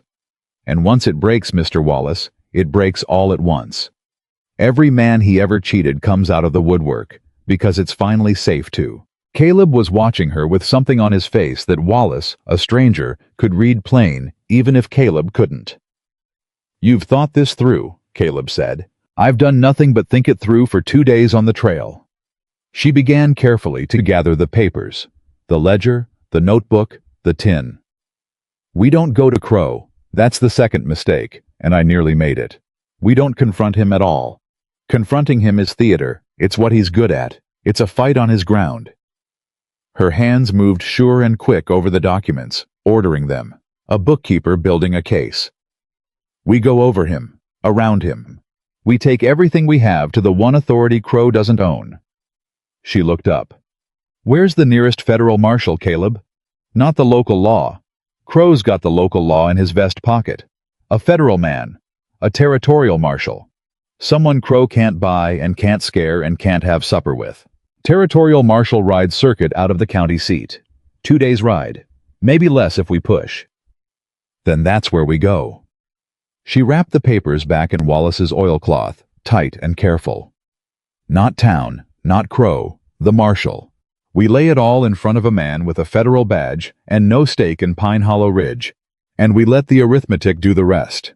Cold, careful, no wriggle. He'll know, Wallace said suddenly. They both looked at him. Crow, the minute you ride for the county seat, he's got eyes everywhere. You know that. That's how he found you at the cabin. The minute he understands you're not coming to town, that you're going over his head to a federal man. Wallace's face had gone gray. That's the one thing he can't allow. A local accusation he can smother. A grieving widow he can discredit. But a federal marshal with a ledger in his hand? That's the end of Silas Crow, and he knows it. And a man doesn't build what he built by letting himself be ended. He'll throw everything he has at stopping you before you reach that badge. The soddy went quiet.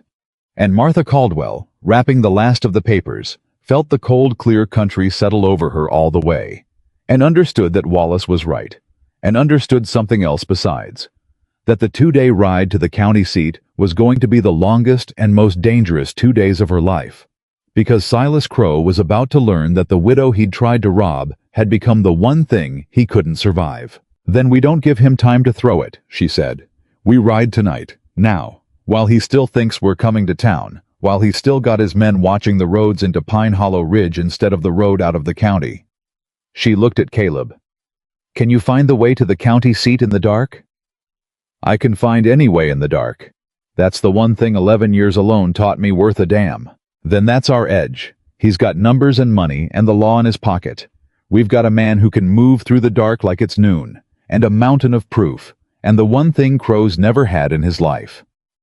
She tucked the oilcloth bundle against her chest, over her heart, where the notebook had lived, where Thomas's letter had lived, where the whole weight of it lived now. The truth, written down, in numbers he can't talk his way out of. Wallace stepped forward. I'm coming with you. Mr. Wallace. No. His voice cracked but held. 2 years I hid in this hole. 2 years I told myself it wasn't my business. Same words I told myself when your husband died. I'm done saying it. That ledger's in my hand, Mrs. Caldwell. It means nothing without a man to swear he copied it true, and that man is me. You need me to make it stand up in front of a marshal, and I'm not letting you carry it alone. He was already reaching for his coat. Besides, Crow's men come after you on that road. 3 guns is better than 2. Caleb looked at the bookkeeper, soft-handed, gray-faced, shaking a little even now, and then at Martha, and something passed between the 3 of them. 3 people who had each spent too long alone with a truth too heavy to carry, now taking it up together. 3 guns, Caleb agreed quietly. All right, we ride in 20 minutes. Wallace, put out that fire and pack light. Food, water, ammunition, nothing else. Martha, I'm ready now? She already had the oilcloth bundle lashed inside her coat. I've been ready for 3 weeks. I just didn't know what I was ready for. They rode out of Henry Wallace's hardscrabble claim under a hard black sky, 3 riders where Crow expected 2, on the road to the county seat instead of the road to town, carrying the true ledger and a murdered man's notebook and a letter in a tin that marked the exact week Thomas Caldwell was condemned. And Silas Crow, down in his warm house in the valley, sat by his fire believing the widow was coming to him, believing he'd have her the moment she rode into Pine Hollow Ridge, believing, as he had believed his whole life, that a woman alone with the truth was the safest kind of enemy a man could have. I was about to learn otherwise. Because somewhere on the dark road to the county seat, moving fast through country, only one of them could navigate blind. 3 people who should have stayed afraid were riding straight toward the one man Silas Crow couldn't buy. And every mile they put behind them was a mile closer to the moment the whole rotten kingdom came down. They'd covered 15 miles before dawn when Caleb reined up sudden on a rise, one hand thrown back. Stop. And Martha's heart went to ice. Ahead of them, dark against the graying east, strung out across the only road down to the county seat, sat a line of riders, waiting. He didn't watch the town roads, Caleb said, very low, very calm. The calm of a man who has just understood exactly how badly he underestimated his enemy. He watched all of them. He knew we'd run for the marshal. He's known since Ford told him the cabin was empty. His hand settled on the rifle. Martha, Wallace, whatever happens now, that bundle reaches the county seat. It doesn't matter which of us carries it. It reaches the marshal. Say it. It reaches the marshal, Martha said. It reaches the marshal, Wallace echoed, his voice shaking. And down the road, in the gray half-dark, one of the waiting riders raised a hand, and a voice that Martha knew, a voice that had told her grief was confusing her arithmetic, a voice that had called murder kindness over her husband's grave, carried cold and pleasant across the frozen ground. "Morning, Mrs. Caldwell," called Silas Crow. "You're a long way from town. I do believe you took a wrong turn." "You took a wrong turn," Silas Crow said again, pleasant as Sunday, and the line of riders behind him did not move.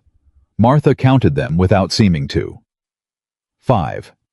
5 men strung across the only road down, and Crow out front on a good horse, wrapped warm against the cold, sitting his saddle like a man who had never once in his life had to hurry. "I don't believe I did," she called back, and she was surprised to find her voice came out even. Cold. Careful. The way Caleb had told her. "This is the road to the county seat. That's exactly where I mean to be. The county seat." Crow clucked his tongue, sorrowful. Now what business would a grieving widow have at the county seat, this hour, this cold, in such rough company? "Mrs. Caldwell, folks are going to talk. A woman your age, riding through the dark with 2 men not her kin. You already tried that one, Silas." Her voice didn't rise. "You sent Ellis Ford up a mountain to sell it and it didn't take. My reputation's the least of your worries this morning, and we both know it." Something flickered across Crow's face. Just a flicker. But Martha had spent her whole life reading the small movements of men, and she caught it. "Where's Ford, by the way?" she asked, sweet. "I notice he's not in your little line. Was he too soft for this part? Or did he finally figure out which side of it lets him look his children in the face?" The flicker again, sharper this time. Beside her, low enough that only she could hear, Caleb breathed. "You're rattling him. Keep the papers moving toward that seat in your mind. Don't let this turn into a conversation. Conversation's his ground." Martha understood. Crow wanted to talk. Crow always wanted to talk, because talk was where he won, where he turned murders into misunderstandings and thefts into arithmetic errors and grieving widows into hysterics. Every minute she spent trading words with him was a minute he was working, spinning, laying the story he'd tell later. So she stopped talking to him. "Mr. Wallace," she said, clear, not to Crow at all. "How far to the county seat from here?" Crow's head turned a fraction. He hadn't looked hard at the third rider. He'd seen a man, dismissed him, focused on Martha and the mountain man. Now he looked, and Martha watched him look, and watched the exact instant Silas Crow recognized Henry Wallace. The pleasant mask did not fall, but it froze. "Henry," Crow said softly. "Henry Wallace. Well now." "Silas." Wallace's voice shook, but he said it. 2 years running, and he said the man's name to his face. "Been a long time. 2 years." Crow's voice had changed. The Sunday warmth was still there, but it had gone thin over something cold. "2 years you've been gone, Henry, and folks did wonder. I told them you'd taken sick, gone east for your health." A pause. "I do hope you didn't take anything of mine when you left. That would grieve me.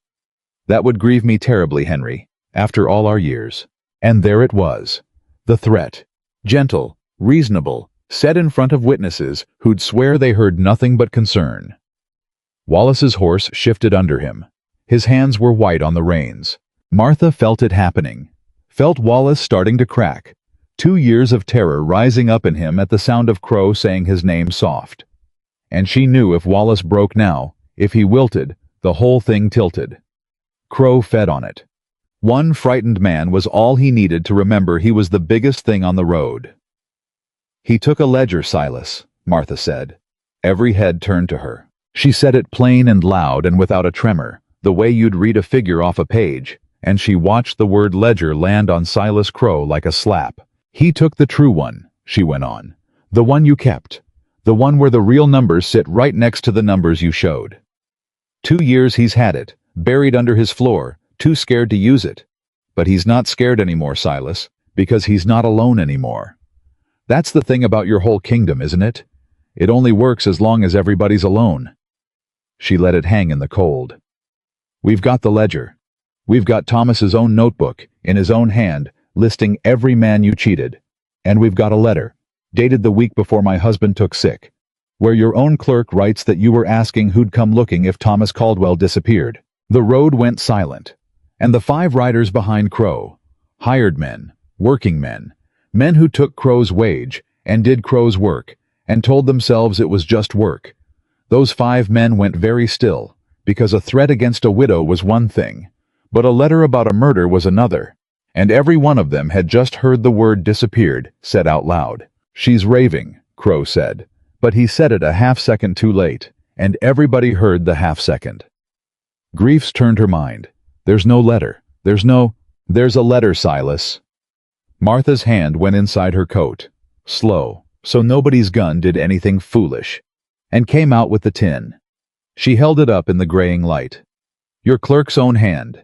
And he's still in your employ, still in that town, and he'll swear to it, because he's about to learn he's not alone either. She looked past Crow, at the 5 men strung across the road, and now she raised her voice to reach them. You men, you know me. Some of you knew Thomas. You're sitting there thinking this is about a debt, about a widow, about business that's not yours. It's not. It's about murder. This man poisoned my husband for keeping an honest count, and if you draw a gun on this road today to stop that letter reaching a federal marshal, then you're not hired men anymore. You're accessories to it, every one of you, and a federal court doesn't care whose wage you took. Don't listen to her, Crow snapped, and the crack in his voice was wide open now. Boys, she's got nothing. It's a widow with a grudge and a... Then let us pass, Silas. Caleb spoke for the first time, and his voice was the flat, patient, certain voice Martha had heard him use on Ellis Ford in the dark. The voice of a man telling you the last true thing you'll hear if you don't listen. If she's got nothing, if it's all a grief-mad woman's raving, then it cost you nothing to let 3 fools ride to the county seat and make fools of themselves in front of a marshal. Doesn't it? A marshal'll take one look at a ledger of nonsense and send us home. That's all it'd be, if she had nothing. He let it sit. But you're not letting us pass. You rode out in the cold with 5 guns to sit across a road at dawn. Men don't do that over nothing, Silas. Men do that over the one thing that can hang them. And every one of these boys behind you just did that arithmetic, same as I did. It was masterful, and Martha knew it, and she loved him for it in that instant, with a suddenness that took her breath. Because Caleb had just done to Crow what Crow did to everyone. He'd handed the 5 hired men a story they'd rather believe, and the story was, your boss is guilty, and you're about to hang for him. One of the riders, young, raw-faced, a boy really, spoke up, and his voice cracked. Mr. Crow, that letter she's got, is it? She said poisoned. Is that? Shut your mouth, Dell. Because my brother works your books now, Mr. Crow, my brother's your clerk. And if there's a letter in his hand about a man getting... I said shut your mouth. And that was the crack that ran the whole width of the ice, because Silas Crow raised his voice. Silas Crow, who ran a town on soft words and gentle threats, who had never once needed to shout because everyone was already afraid. Silas Crow lost his temper on a cold road at dawn in front of his own men, and they heard it, they all heard it, the sound of the biggest man in the valley starting to be afraid. Martha moved, not toward Crow, away from him. She reined her team sideways, off the road, into the rough, and called out clear. Marshals 2 days south. I'm going now. Anyone who wants to stop a murder from reaching the law, you go ahead and try, and you explain it to a federal court. The rest of you go home to your families and be able to look at them. And she put her heels to the horses. Stop her! Crow roared, and wheeled his horse, and his hand went for his gun. 3 things happened in the space of a breath. Caleb's rifle came up, and his voice cracked across the road like the shot he didn't fire. Crow, don't. The young rider, Dell, whose brother kept the books, did not move to stop Martha. He sat frozen, and his stillness was its own kind of answer, and 2 of the men beside him saw it and went still too, And Silas Crow, gun half drawn, found himself looking down the barrel of Caleb Whitmore's rifle, with only 2 of his 5 men still solid behind him, and made the calculation of his life. The widow riding hard for a federal marshal, a rifle on him, his own hired guns melting like spring snow, and understood, for the first time in his life, that the arithmetic had turned against him. "You'll hang for this, Whitmore," Crow said, but his gun hand had stopped. "Maybe," Caleb said, "but not today, and not before that letter reaches the marshal. Put it up, Silas. It's done. You just don't know it yet." For one more heartbeat the road hung on the knife's edge. Then Dell said, quiet, to the men beside him, "I'm not hanging for him. I got a brother in this. I'm going home." And he turned his horse. And another followed. And then a third, and the line that Crow had strung across the road came apart, man by man, each one choosing in the cold dawn which kind of man he was going to be, until it was Silas Crow alone on the road with 2 hard cases who'd stay, bought a little longer, facing a mountain man's rifle, while a widow rode south with the proof of his murder growing smaller and smaller against the graying land. "Ride her down," Crow said to his 2. They looked at the rifle. They looked at Caleb's face. They looked at the 3 riders already going home, and the word poisoned still hanging in the air, and the federal marshal 2 days south. They did not ride her down. "You're paying us to fight a mountain man over a murder charge," one of them said. "That weren't the deal, Crow. We're teamsters, not killers." And they turned their horses too. And Silas Crow was alone. The ride to the county seat took a day and a half, and Caleb navigated it blind through country Crow's men would have feared, and no one came after them, because there was no one left to send. By the time Crow understood his kingdom had walked home in the dawn, the proof was already beyond his reach. The territorial marshal was a lean, gray, unhurried man named Boone, who had been chasing land fraud and worker swindles across 3 territories for 11 years, and had a particular bone-deep hatred for men who got rich off the poor. He took one look at Martha Caldwell, mud on her coat, 2 days of hard road in her face, an oilcloth bundle held against her heart like a child, and he took her into his office and shut the door and said, "All right, ma'am, slow, from the start." And Martha laid it out. She did not scream. She did not weep. She did not rave. She laid it out the way her father had taught her to lay out a freight account, in order, in numbers, cold and careful and exact. She opened Wallace's true ledger and set it beside a page of Crow's false one, copied out, and showed the marshal the difference flowing month by month into Crow's own accounts. She opened Thomas's notebook and showed him a dead man's own hand recording his own robbery. She opened the tin and showed him the letter, dated the week before Thomas fell ill, in which Silas Crow asked who would come looking if Thomas Caldwell disappeared. And when she was done, Marshal Boone sat quiet for a long time, turning the pages, a lawman looking at the cleanest case he'd seen in 11 years of dirty ones. "Mrs. Caldwell," he said finally, "you understand what you've done here." "I've done arithmetic," Martha said. "You've built a hanging case against a man who's been untouchable for 15 years, is what you've done. And you've done it clean. No holes. No wriggle." He looked up at her, and there was something like awe in it, and something like grief. "Most folks come to me with a feeling and a grudge.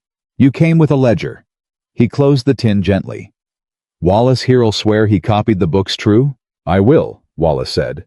"And my friend inside, the clerk, Dell's brother, he wrote the letters. He'll swear to those. He's been waiting 2 years for it to be safe." "It's safe now," Boone said, and stood, and reached for his hat and his badge and his coat. "Because it's not one scared man anymore. It's a case." He looked at Caleb. "You the one got her down that road past Crow's guns?" "She got herself down the road," Caleb said. "I just kept the rifle warm." Boone almost smiled. "Uh-huh." He settled his hat. "I'll want to move fast. A man like Crow, given a week, buries evidence and buys judges. But given no week." He was already at the door. "I'm deputizing a posse tonight and riding for Pine Hollow Ridge at first light. Federal warrant. He won't see it coming, because men like Crow never believe the arithmetic can reach them. Mrs. Caldwell." He paused. "You'll want to be there, when we take him. You earned that." Martha thought about it. "No," she said, and surprised herself, and surprised Caleb. "I don't need to watch him taken. That's not—" She looked down at Thomas's notebook. "I thought I did. For 3 weeks all I wanted was to watch his face when he understood. But I already saw it. On the road. I watched Silas Crow understand he'd lost, and I watched his own men walk away from him one by one, and that was it. That was the moment. The rest is just paperwork, and I've done enough paperwork to know the paperwork isn't the justice. The justice was 5 men choosing to go home to their families instead of dying for a murderer. The justice was Henry Wallace saying his name to his face after 2 years." She closed the notebook. "You take him, Marshal. That's your work and you're welcome to it. Mine's done." Boone looked at her a long moment. "Ma'am," he said, "in 11 years I never heard anybody understand it better." And he tipped his hat, a slow, deliberate, deeply respectful thing, and went out to raise his posse. They took Silas Crow at his own supper table 2 nights later, with a federal warrant and 8 deputized men. And he did not go easy, and he did not go quiet. But he went. Word of it ran through Pine Hollow Ridge like fire through August grass, and the thing Martha had known would happen, happened, all at once, the way she'd told Wallace it would. The spell broke. Bill Hooper came forward, who'd been charged $6 for a chain that broke through no fault of his. The Nordstroms came forward. Dell's brother the clerk came forward and laid down 2 years of letters. Men who'd been robbed for a decade and told themselves there was nothing to be done, suddenly discovered there was everything to be done now that they weren't alone in doing it. And the case against Silas Crow grew from a hanging matter into an avalanche. And in the middle of it, quiet, almost unnoticed in the roar, a territorial judge signed an order that erased one small debt, $80, in the name of a dead man, forged in a straight up-and-down hand by a man now sitting in a federal cell. Struck from the books. Void. As if it had never been. Martha heard about it from Marshal Boone, who rode up the mountain himself to tell her, and who handed her the order with the debt struck through, and who watched her read it. "Thought you'd want to see it," Boone said. "Where it all started. $80. He paused. "Funny thing, ma'am. All that man's crimes, all those years, all those families. And the thing that brought him down was him being too greedy to let one widow keep a wagon."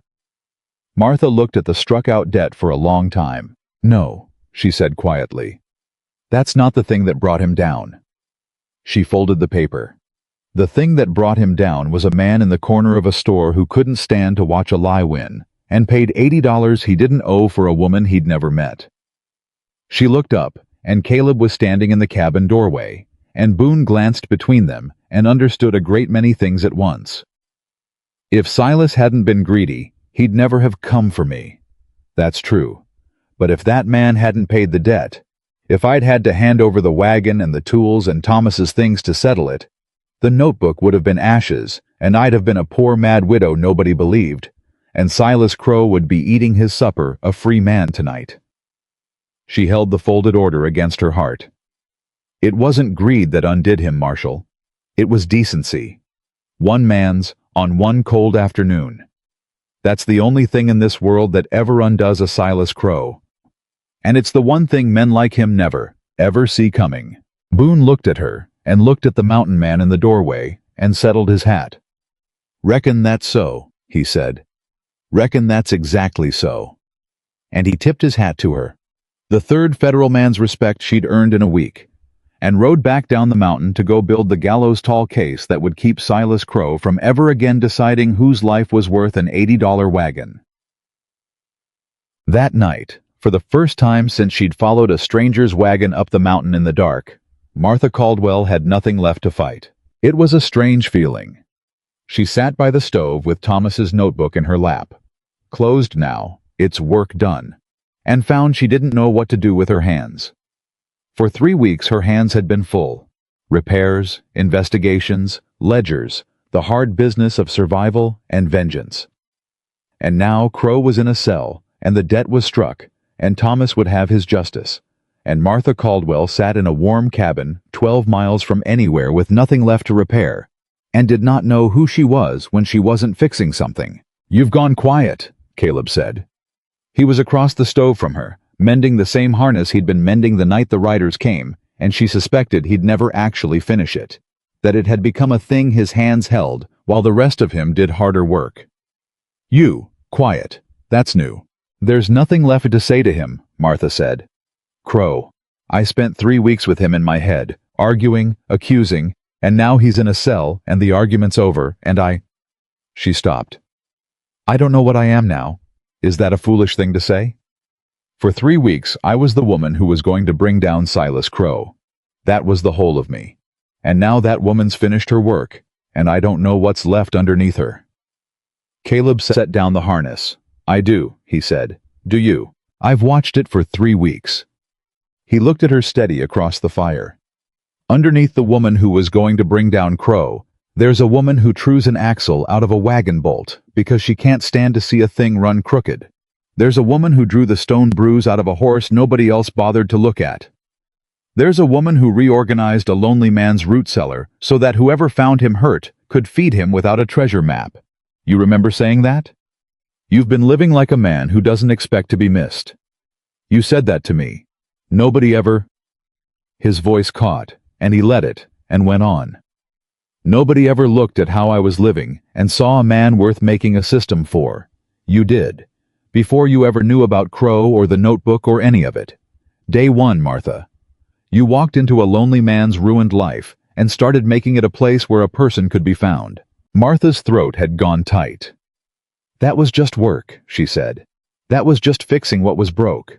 "That's what you are underneath the vengeance," Caleb said. "You're the thing that fixes what's broke, not because it makes you extraordinary. You told me that too. You don't fix things so folks'll call you extraordinary. You fix them because you know how to help and you can't stand not to." He stood and crossed to the workbench and picked up the winch. The winch she'd rebuilt her first dawn in his house, that ran sweet and true where it had jammed for 2 hard months. And he turned it over in his big scarred hands. "You asked what's left underneath the woman who brought down Crow. This is what's left. The woman who found the one broken thing in my cabin that mattered and fixed it before dawn, before either of us understood what she was doing." "The winch," Martha said. "Not the winch." Caleb set it down. He came around the stove, slow, and crouched down in front of her chair, so his eyes were level with hers, and Martha's heart began to hammer the way it had in the store, the way it had on the road, but for none of those reasons. "You told me the hands remember what the head forgets. You told me it comes back, the practice of letting somebody in, that I just had to put my hands to it and let them recall." His voice had gone low and rough. "Well, I've been putting my hands to it for 3 weeks, Martha. Fixing this and that beside you, handing you tools, keeping the rifle warm. And the practice came back. It came back so far that a couple nights ago, on that road, when Crow's men strung across it, and I thought for 1 second one of them might get a shot off before I could stop it. I wasn't afraid of dying. I've not been afraid of dying in 11 years. I was afraid of losing you. And I understood, right then, that I'd gone and done the exact thing I swore on Sarah's grave I'd never do again. Caleb, I let somebody inside the fence." He said it like a confession, like the deepest and most dangerous truth he had. "I dug 2 graves in the frost with my own hands, and I swore I'd rather lose nothing than lose that again. And then a mud-streaked widow followed my wagon up this mountain refusing to be rescued. And somewhere in 12 days, she got all the way in, past everything, and I stopped being able to imagine this cabin without her in it." His hand came up and hovered, and he did not touch her, because even now, even here, Caleb Whitmore would not reach for a thing without leave. "I'm not asking you to stay because you owe me $80. That debt's struck. You heard the marshal? You don't owe me a cent. And I'm not asking you to stay because you need saving. Because God knows you've never needed saving. You saved your own self, and half this valley besides." His voice dropped to almost nothing. "I'm asking you to stay because I finally learned the thing you already knew. That the loneliness wasn't safer. It was just emptier. And I'd rather have a full life I might lose than an empty one I get to keep." The fire popped. The wind worked at the door, the same wind, but everything else in the world had changed. Martha Caldwell looked at this enormous, broken, honest man crouched at her feet, who had paid a debt he didn't owe, and dug 2 graves, and learned to let his hands remember. And she felt the last of the fight go out of her. Not defeat, but the opposite. The deep bone loosening of a person who has finally reached the place they were driving toward, all along without knowing it. "You know what I thought," she said, "when you paid that debt without asking me. That I'd made you a rescued thing. That I'd have to leave. The minute you did it, I thought, now I have to prove I don't need him. Now I have to be twice as hard and twice as proud, because a rescued woman's got no dignity, and I'd sooner die than be pitied." Her hand came up and found his, still hovering, and closed over it, and held it against her own cheek. "And instead you set the receipt on the wagon seat and told me I could call it a loan and stay proud. You gave me back my own fight the same minute you'd taken it. I've never in my life had a man do that. Give something and let me keep my pride in the same breath. My father loved me and still put the freight in his own name. Thomas loved me and still kept his own count secret to protect me. Every man who ever cared for me did it by deciding what I could carry." She turned her face and pressed her lips once, quick, to his scarred knuckles, and felt him go still as stone. "You're the first one who ever handed me the whole weight and trusted me to carry it. That's not rescue, Caleb. That's the other thing. That's the thing I didn't think existed." "Stay," Caleb said. It was barely a word. "Try and make me leave," Martha said. "Try it. I'll fight you same as I fought Crow." And Caleb Whitmore laughed. A rusty, disused, astonished sound. A sound Martha suspected the cabin hadn't heard in 11 years. And he rose up and gathered her out of the chair and into his arms. Careful even now, careful always. A man who'd learned the value of a thing by losing it and did not intend to lose this. And Martha Caldwell, who had refused his rescue and refused his wagon and refused to say yes on a cold afternoon a lifetime ago, wrapped her arms around his neck and did not refuse this, did not refuse it at all. Outside, the mountain stood black and enormous against the winter stars, the same mountain she'd driven toward in the dark, with her hands finally shaking, 12 miles into a wilderness on a stranger's word. It didn't feel like wilderness anymore. It felt like the place she'd been trying to get to her whole life. The trial came in the spring, and Martha went to it after all. Not to watch Crow taken, that was done, but to give the arithmetic its voice in a court of law. She sat in the witness chair in the county seat with Thomas's notebook in her hands, and she did not scream, and she did not weep, and she read the numbers into the record the way her father had taught her, cold and careful and exact, and the whole crowded room went silent under the weight of a dead man's own accounting of his own murder. The prosecutor asked her once if she wanted a moment. She said she did not. She said she'd waited 3 weeks in the dark for this, and she wasn't about to go soft with the light finally on it. Silas Crow sat at the defense table and watched her, and for the first hour he wore the old mask, the sorrowful, patient look of a man wronged by a hysterical woman. But an hour into Martha's testimony, the mask stopped working, because you cannot look reasonable while a widow reads out, in a level voice, the exact dates and dollar amounts of the men you robbed, and then reads out a letter in your own clerk's hand, asking who would come looking if her husband disappeared. By the time she was done, Silas Crow was not looking at anyone at all. He was looking at his own hands on the table, the way 30 people had looked at their own hats in his store a lifetime ago. And Martha saw it, and understood the wheel had come all the way around. Howe was convicted on a Thursday. The murder of Thomas Caldwell, and fraud reaching back 15 years, and enough besides to bury 3 men. The judge gave him the rope, and when they let him out, Silas Crow passed close by Martha in the aisle, and he stopped, and he looked at her with something that was almost wonder. $80, he said. Just that. As if he still, even now, could not make the numbers come out right, could not understand how a man who'd built a kingdom on the certainty that people were alone and afraid had been undone by a widow's wagon. "You never understood the arithmetic, Silas," Martha told him quietly. "You thought I was the $80. I was never the $80. I was the man in the corner who paid it." And she turned her back on him, the way he'd turned his back on her in the store, and walked out into the spring light, and did not look to see him go. Caleb was waiting on the courthouse steps. He did not ask her how she felt. He'd learned better than that. He just fell in beside her, 12 inches away, letting her keep her own pace as he always had, and they walked to the wagons together in the warming light, and after a while, Martha reached over and took his hand, and they walked the rest of the way like that, and neither of them said a word, because some things are past the reach of words, and both of them had always known it. They were married that summer, in the small church in Pine Hollow Ridge, by the same reverend who had studied the grain of the floorboards while Martha stood alone against Crow. He'd tried to apologize to her, that reverend, back in the spring, had come to her with his hat in his hands and his eyes wet, and a whole speech prepared about cowardice and forgiveness. Martha had let him say about half of it before she stopped him. "You want to be forgiven," she'd said, not unkindly, "so you can feel light again. But the folks you owe an apology to aren't me. It's the Nordstroms, and Bill Hooper, and every man you watched get robbed while you found something interesting in your hat. You go make it right with them, however you can, for the rest of your life. That's not forgiveness. That's arithmetic. You've got a debt, Reverend, same as I had. Go pay it." And she'd walked away, and word got around, and the strange thing was that the Reverend became a better man for it. Folks said he was the hardest working soul in 3 counties now, always first to a barn raising, always last to leave a sick bed, a man paying down a debt he'd carry to his grave.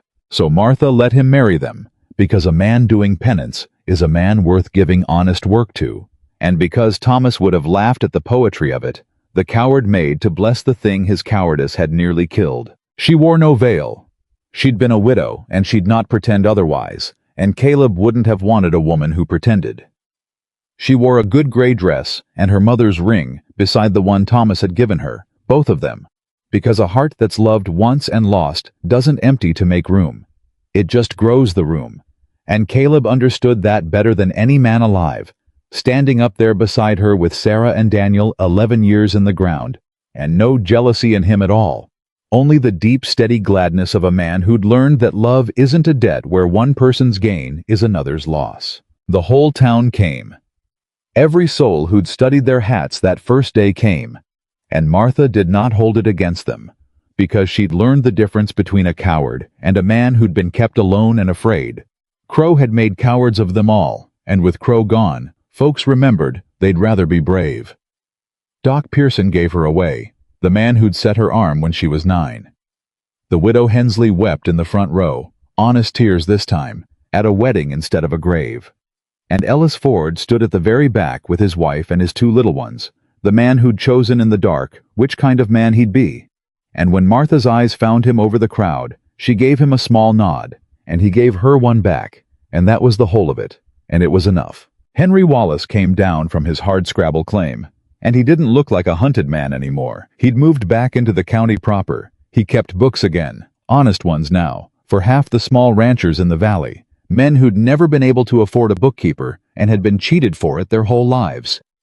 He'd found his work again, the same way Martha had told him he could make Thomas's death mean something, and it had put the years back into his face.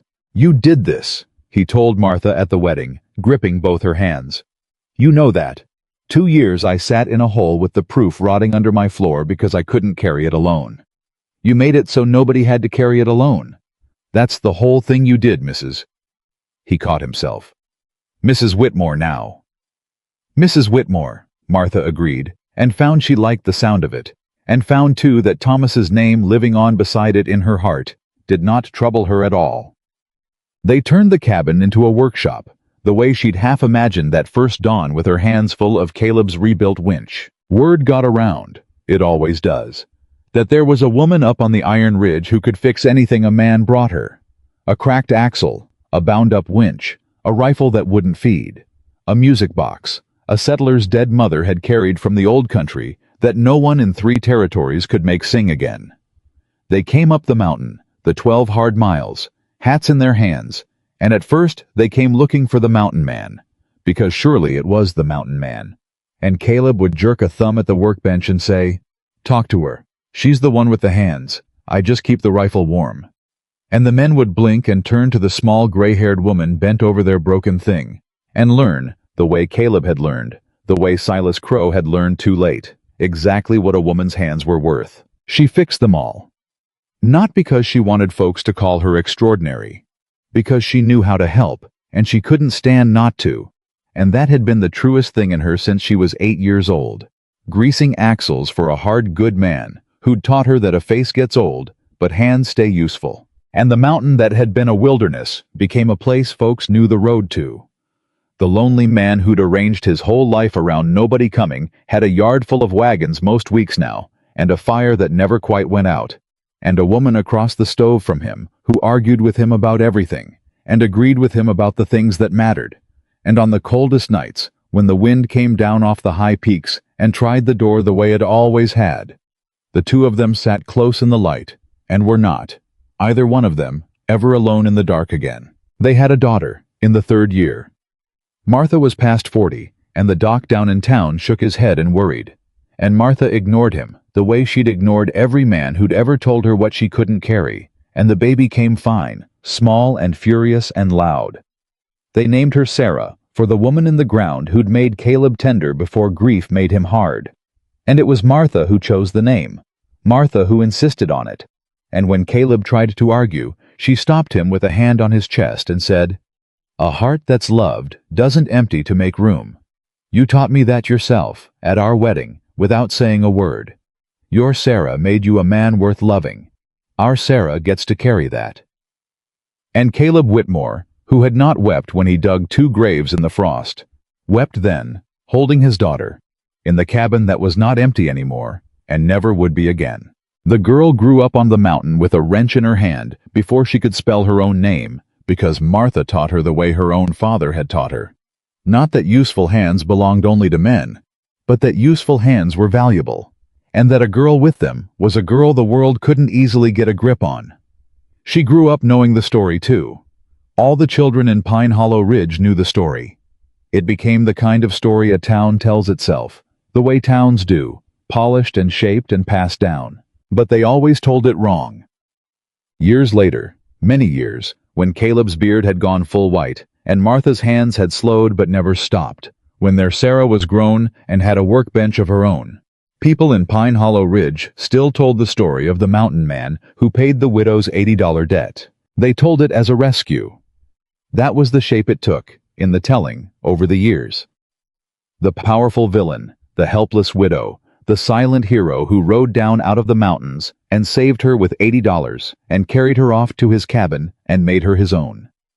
It was a good story, told that way. It made folks feel warm. Mothers told it to daughters. It had a hero, and it had a rescue, and it ended in a wedding. And that was the kind of story people liked, because it was simple, and simple stories are easy to carry. And every time Martha heard it told that way, she smiled, and said nothing, and let them have it. Because she knew the truth, and the truth was better, and the truth was this. Caleb Whitmore never saved Martha Caldwell. The $80 saved nothing. It bought no rescue. It only opened a door, kept a lie from winning for one afternoon, kept a murderer from covering his tracks, kept a widow's proof out of a thief's stove. That was all the money ever did. It was the smallest part of the whole thing, that money. Folks built the whole legend on it, and it was the least of what happened. What happened was that a woman who'd been robbed of everything her hands ever built, the wagons, the team, the freight her father taught her, robbed by men who decided a paper with the wrong name on it was worth more than a lifetime of skill. That woman climbed a mountain in the dark to a cabin with one broken thing in it that mattered, and she fixed it before dawn, and it was never the winch. It was the man. She fixed his tools, yes. She fixed his roof and his horse and his root cellar. But before dawn on her first morning in that cabin, with her hands busy on a rebuilt pulley, so she wouldn't have to lie awake in a stranger's house, she'd already started on the thing that was truly broken. A man who'd buried his whole heart in the frost with his wife and son, and decided he'd rather lose nothing than love again. She took that man apart the way she'd taken apart the winch. She found where he'd been set wrong. She found the worn place, the egg-shaped grief he'd been binding on for 11 years, calling it his nature. And she made him true again, not because he needed saving, because she couldn't stand to see a good thing run crooked when she knew how to fix it. That was the story. Not a rescue, a repair. Not a helpless widow lifted up by a strong man's charity.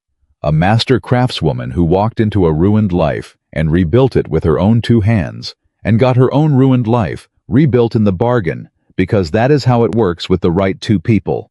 You don't save each other, you fix each other, and both of you come out running true. Caleb never loved her because she needed him. There was never a day of her life she needed him, and he knew it, and it was the reason he loved her. He loved her because she stood beside him as an equal on a dark road with 5 guns across it and did not flinch. He loved her because she handed him back his own fight the same minute she could have taken it. He loved her because she looked at a lonely man living like he didn't expect to be missed and decided, before she knew his name, that he was worth building a system for. And Martha never stayed because she owed him $80. That debt was struck by a territorial judge in the spring. Void, erased, as if it had never been. She stayed because a hard good man had handed her the whole weight of her own life and trusted her to carry it. The first man who ever did. And because on a mountain she'd once driven toward in the dark with her hands shaking, 12 miles into a wilderness on a stranger's word, she had finally, against all the hard sense she'd armored herself with, found the place she'd been trying to reach her whole life without knowing it had a name. The mountain man paid an $80 debt. But before dawn, the widow fixed the one thing he'd sworn could never be repaired.